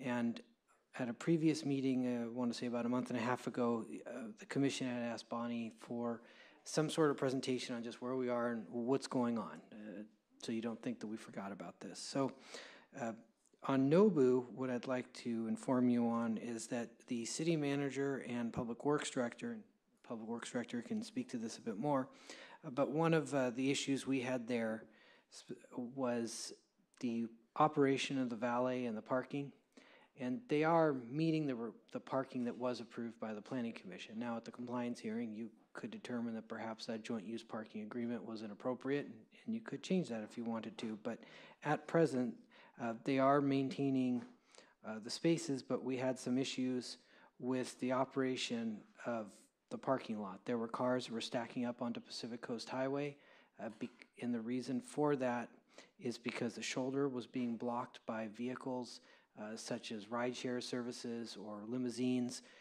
that were standing basically in the red zones. So one of the something separate from the CUP, and that's why I'm mentioning this, because it doesn't have to, it's not a requirement of the CUP. But staff is working with Caltrans to, one, have those curbs repainted, and also have the installation of no stopping signs. And the reason is that if you just have a red zone, you can pull over there, sit in your car, keep the engine running, and all the police can do is the sheriff can just ask you to move along. But if it is posted no stopping in that red zone, that gives the volunteers on patrol and the sheriff's department the ability to actually cite vehicles. So if they're there for pickup, which it seems to be a problem, they can be cited. And what we're working with NOBU on is identifying a off-site lot, and this is what you're going to see as part of the compliance report, is they're looking for some solution of where they could have like a Uber lot or an Uber waiting area that doesn't block the shoulder. Because by blocking the shoulder, what you're forcing cars to do is stop in a right-hand traffic lane and make either the right or they get backed up because of the valet queuing. We're also asking the applicant to bring forward some solutions to that valet queuing and some solutions to make the parking lot work a bit more functional. The other issue that we're addressing with Caltrans is we're going to be asking, and for a number of areas on Pacific Coast Highway, but one of them, once again, is going to be for a keep clear area in front of the NOBU driveway. And that way, people turning into the driveway can make that turn when traffic backs up, as it does in that area. Ideally, that'll keep it clear like you would in front of a fire department exit. What we've also been able to resolve is we did get complaints about the seating area on NOBU. There was some external seating area grew beyond what was approved in the conditional use permit. The code enforcement staff last year, as well as the planning director, that was something that was addressed, and the outdoor seating, what they ended up doing actually was scaling it back and also removing some of the service area from inside the restaurant. So at the end of the day, the square footage of service area stayed the same. But what we need to do is continue working with the applicant, and this is what we want to bring forward to you are some, what the compliance agreement, or excuse me, what the compliance review are some solutions for the parking, for the employees, and then also, as we mentioned, for those ride-sharing services, because while they are meeting the required parking numbers that were approved, and the parking spaces were striped per the approved plans, the issue there is it's just what was contemplated as a restaurant was in relation to how much this restaurant is in terms of popularity. And so while they are complying, as I mentioned, we need some solutions. So we'll be bringing that back to you. And then Soho. Well, can we stop at Nobu for a second? Certainly. I would like you to come back and, I mean, you're giving us solutions that aren't allowed in the code. So, for example, off-site parking. And there's certain things that were required in the CDP or CUP. For example, all employees park on site. There are definite violations of the CDP. And from the complaints I've gotten, there's a lot of problem with valets running across the street. There's a lot of problems with employees taking up all the parking in the area. Big problem. And so I would like to see a real live review of their CDP, not just some solution that they say, oh, we'll do that, because the code precludes them from parking off-site, unless it's 300 feet, you know, access, blah, blah, blah, and a variance. It's not just, oh, we made a deal. And I don't think staff can go make deals that violate the LCP. So I'd like to come back and see what was required and what they're doing. And whether or not, I looked at their parking plan when they submitted it, whether or not they're still using that. And whether or not they're still 80% full parking sizes. And whether or not they have the right seating area and all of that stuff. Because just because it's a popular restaurant, we've let them slide for years, overburdening the city and coning off areas so where the traffic can't get in, can't make a right, and, you know, just crazy stuff down there. And working with the client, or whatever you're saying, doesn't solve the code violations. That we have on the next one, and I'll bring that up there, we have their attorney saying, oh, gee, we're solving it. We're renting an office building across the way. Totally not allowed. So I'd like to see the Planning Commission have a review, and it's been well over a year since we asked for it, and one summer, and now we're going to, I want to see a date set, because what will probably happen, in my experience, is that somewhere around June, they'll have a hearing and say, well, we'll work on it for another 6 months, I'll get another summer out of the deal. We got to solve this before next summer. What is your time frame? What we're going to do is, we're trying to get, as I mentioned, some solutions out of the applicant, and then we're going to come to the Planning Commission. The planning director has had a couple meetings with them, and essentially we're going to give them a deadline and move forward to you. So our goal would be to have it in the beginning of next year. We're going to tackle, and we'll get into this when we get to the next item, Soho has brought forward some solutions, which is helping us move forward. So we're going to tackle what we can at first and move to the next one. So Soho will be first, and then Nobu. And we will give them a deadline. It's going to be in the beginning of next year. I thought Soho was coming to us in December. Well, I'll explain why you won't hear that, and the reason being. So the goal is that we will bring this to you in the beginning of the year. We're going to give them an opportunity to give us information. There is no dealing with them. It's more of, we need solutions to bring before the Planning Commission, or else we're going to be in a situation where this will get most likely continued again while we either bring it back for revocation, or if that's what the Planning Commission chooses, or a continuance, like as in the case of the Ranch and Solstice, for them to work on some solution. So we'd like to come to you with a solution if possible, and if not, then we reach a point where you can't move any further with them, you just have to move forward. Well, let me ask you something. What's surprising to me is there's no solutions yet. I would think it's been a long time.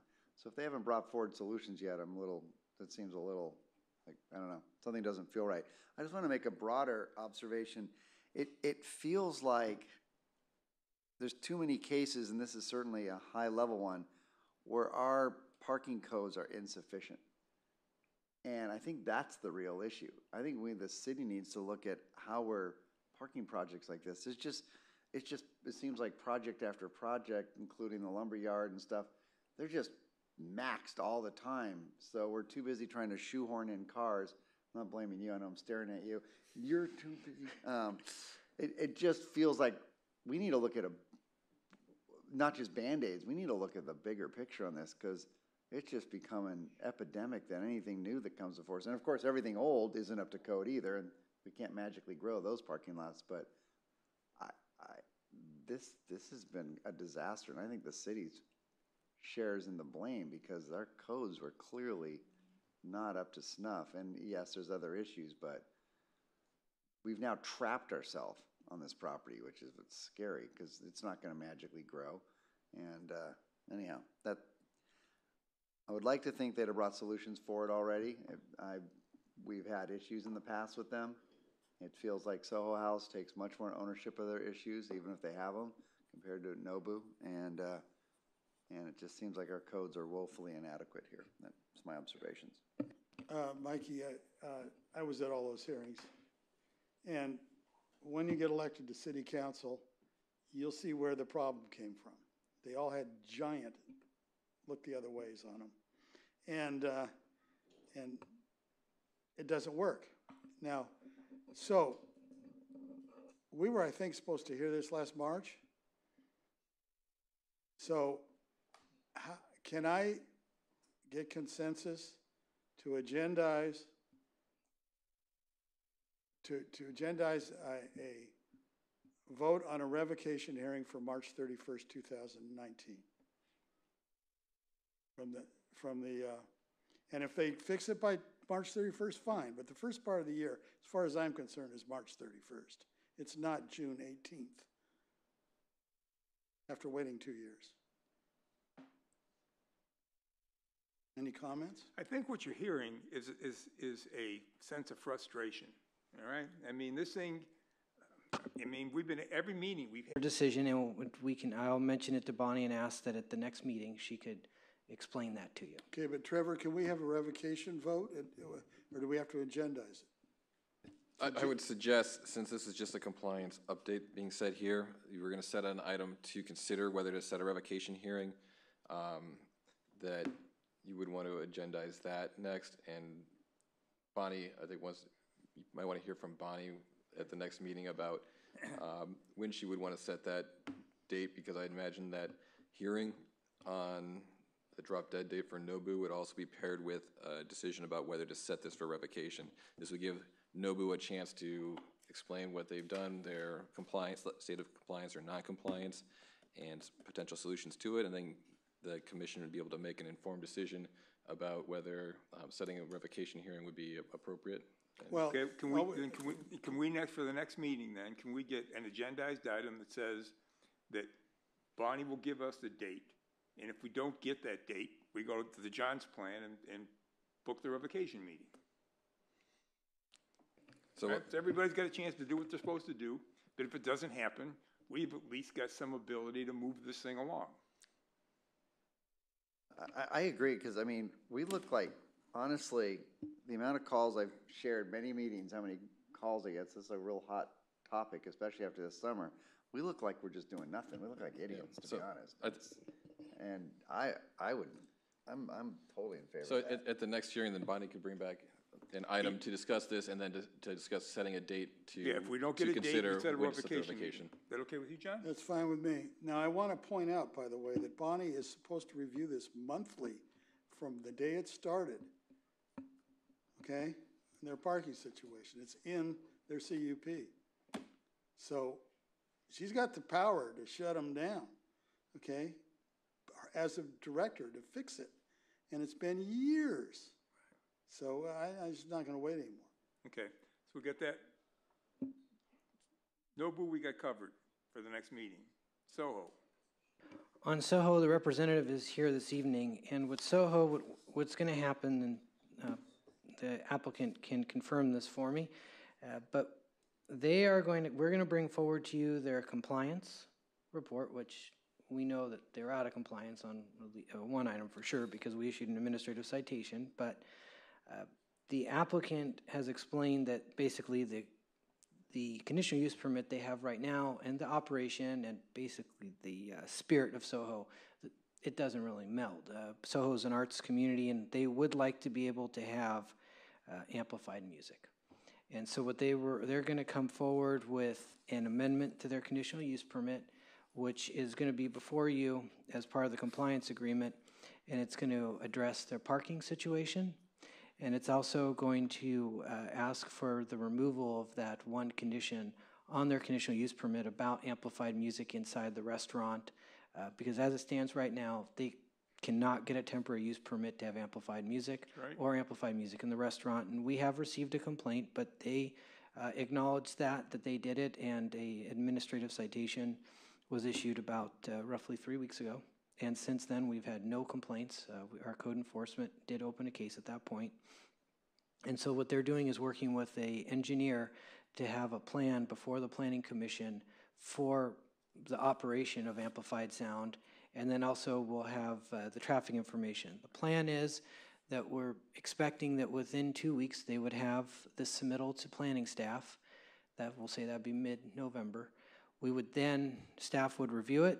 We need to do a 21-day notice because it will be an amendment to their conditional use permit, which puts us through the month of December, and then we can get it to you in January. Because we know that, once again, that, like Nobu, needs to be in front of the commission. And that is the plan to move forward with Soho. Question. Go ahead, Mikey. Oh, I was just going to suggest, I mean, they have every right to apply for that music, and we went through that with Duck Dive, and it was a big issue, and they were able to prove that it was not an issue, even though they have actually quite loud music there. It's a lot of fun, but it doesn't ring into the neighborhood. They did it right. So I would suggest they set up something to demonstrate it if they can even try and get that so we can see if that's really real. Because, yeah, I mean, it's that neighborhood is just done. That would be my recommendation, that we actually go and see if that's possible. Mikey, I just want to point out to you that Duck Dive never came in to amend their CUP, and it still reads acoustic only. Oh, I didn't know that. Well, they do a great job at hiding the sound. Yeah, but they're not following their CUP. Okay, we've got, You're probably, I don't know. I don't remember that part. okay, we've got one speaker slip, so let me open the hearing. Ken? Mr. Vice Chair, Commissioners, Trevor, Richard, good evening. It's been a long evening. I just want to introduce the on-site manager, Dave Stewart, who you might remember Mr. Vaughn from last year. Mr. Stewart's replaced Mr. Vaughn. He's on site there every single day. A couple of points I want to make very, very clear.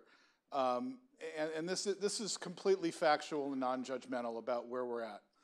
When we were here originally on a compliance hearing, I want to say December of 2016 maybe, Soho House immediately took it very, very seriously, went out and leased parking for its employees, which, and in addressing Mr. Mazza's anticipated questions, we went hand in hand with the city attorney through this process to make sure we did it in a compliant fashion and had all the documentation of that parking agreement before the city in March of this year, if not potentially even earlier. The problem, candidly, and it's just factual, is that this has gone from planner to planner to planner, ending up with Richard, who we're, of course, happy to work with, and we were happy to work with the previous planner as well. And after paper trail, for whatever reason, from our perspective, it was hard for us to get the attention of the planning department. So we are happy to meet with them. We've taken every opportunity to meet with them. In the interim, since that period, the noise complaints occurred. You'll remember that I've never addressed the Planning Commission about noise complaints. So we've had two since then, due to, frankly, complete screw-ups, which the Soho House has admitted to. The original, and just to go back to make sure the record's clear, the original use permit granted for this facility, I think in '06, has the no amplified sound prohibition. Then there's a subsequent CUP that talks about no sound could come off of the premises. So the two are completely conflicting. The planning department and the planning director have taken the position that the earlier condition gets grandfathered into each subsequent CUP. So no matter how many you apply for, whatever was in the original is in the most current as well, which we're not arguing with, we're not trying to quarrel with, but as the senior planner said, Richard, that goes against the membership and it goes against the entire functioning of the club, of being a social club. We'd like to have some music. So we've retained an engineer.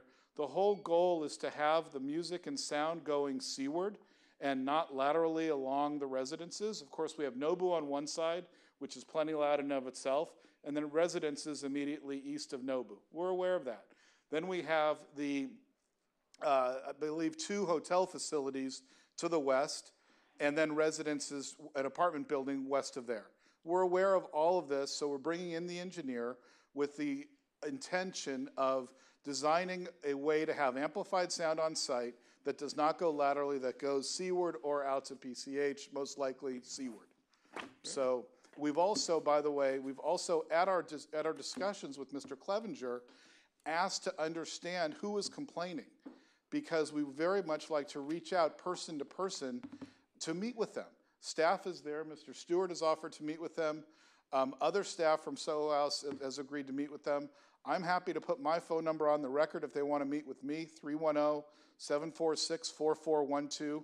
We're happy to meet with the community and other stakeholders to understand what's going on. Because candidly, it's hard for us to understand how the sound is reaching any of the residences as it is. We'll deal with it as it is. We've met with Mr. Clevenger. We've had the opportunity to meet with Richard. We want to resolve this and operate in a completely permitted and lawful way. There's nothing more to be said. We want to do it. Go ahead. Do I have to close the hearing? Or No, we close the hearing. Okay. You wrote a letter that proposed apparently some of these deals you're doing with Christie, which are not allowed in the LCP. For example, off-site parking in an office building that has parking assigned for the office building. It's specifically banned by the LCP. There's no agreement in place. No, but I mean, well, they're doing it. They're doing it, and they don't have a complaint. Anything that they're proposing is going to have to come before the Planning Commission for approval. No, as but part of we the have a amended letter from CUP. their attorney, and he just said that they're doing it. Okay? That's a code violation. It's a code enforcement.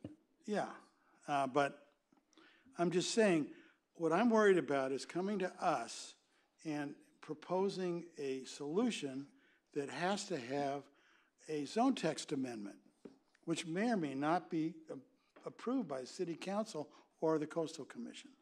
And usually takes a year, year and a half. It's not our intention in any way, shape, or form to get or require a zoning text amendment.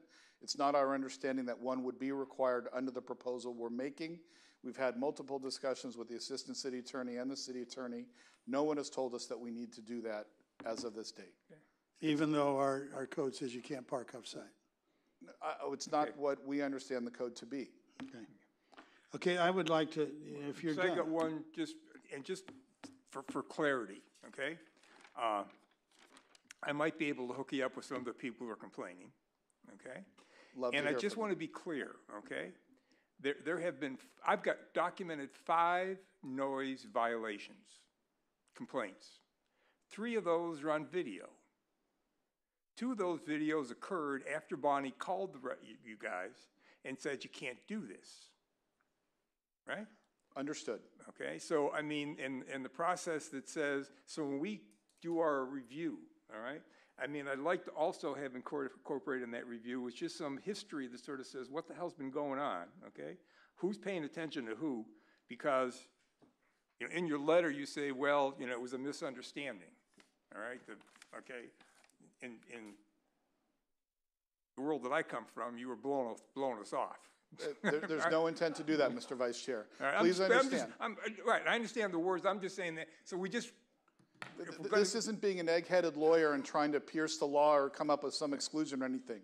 We had a very frank discussion with Mr. Clevenger and with Mr. Malika in which the 2 videos we were confronted with, immediately we said, we are sorry there was a complete lack of communication or breakdown in communication, getting that information of no amplified sound to the proper people who control the physical sound. So there's nothing more that I could say. No one's trying to blow off this commission. No one's trying to blow off the city. All we're trying to do is frankly comply, which has been a challenge on our perspective, and we own up to it. That's all we want. That'd be great. Okay, thank you very much. Well, comment, Richard, this brings something up. We need to make sure that the neighborhood is notified that all this is happening. We've got a bunch of condos there that are madder than a hornet, and I don't want to just have a letter go out to the condo association. We need to inform the residents of the apartment buildings and the condos in the neighborhood, because they're not happy at all. And if they miss the meeting because they don't know about it, they're really not going to be happy. The other thing is, as of Nobu, we can't be dealing with this next June. And if they come in with what Ken wrote in his letter, I see no possible way we can legally approve it. My reading of the LCP, which bans certain things specifically, we need to decide what to do before March 31st. We're going to see Nobu or Soho in January. We hope. Our hope is actually to get it in December if we possibly can. So Merry Christmas. Okay. I think let me ask Trevor one last question. These properties, in one of the LCPs, one of the CUPs I read, said they must be joined because they're the primary owner is one guy. Then we come now we got one lawyer for Soho and one lawyer for Nobu, and they say we're separate. What are you referring to? I'm referring to the You're talking about the JUPA, the joint use parking agreement? Well, no, I'm talking, are you talking about the CUP conditions? In one of these CDPs I read, and I can't remember which one, it says these properties are going to be joined because they're the same owner. What do you mean by joined? Joined legally. Merged, you mean? It was a joint use agreement. But the basic gist is the same guy owns them. Yeah. do we have to deal with two lawyers, or is his problem? They go with the land. Yeah, I mean, these are, well, these are, the CUP is gonna run with the land, so it's held by the owner of the property, but these tenants, you know, they can come in and they often pay for and advocate for the conditions that are being used. No, but if they're the ones- owner is violating, which he is, The owner could be held liable. If that's what why you mean. can't, why doesn't he have to come in as one person? We don't have to negotiate with two. Well, I think practically you're gonna have a better result with the owner's not gonna know the details of how Nobu is operating and Soho's operating. You might have better success. But The owner we're knows. not gonna limit them in terms of who can present, but yes, the property owner could be held liable for violations on the property as well as the operator. Commissioner Mazza, there's two separate CUPs here. Right. I understand your point. There is a common ownership of the fee simple interest at both sites, but there's two separate tenants, two separate CUPs with separate conditions in both. Yeah. And one of property has loaned the other property 10 parking spaces.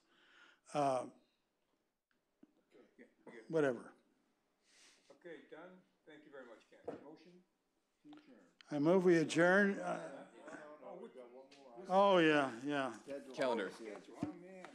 Sorry. I checked it, it's fine. No.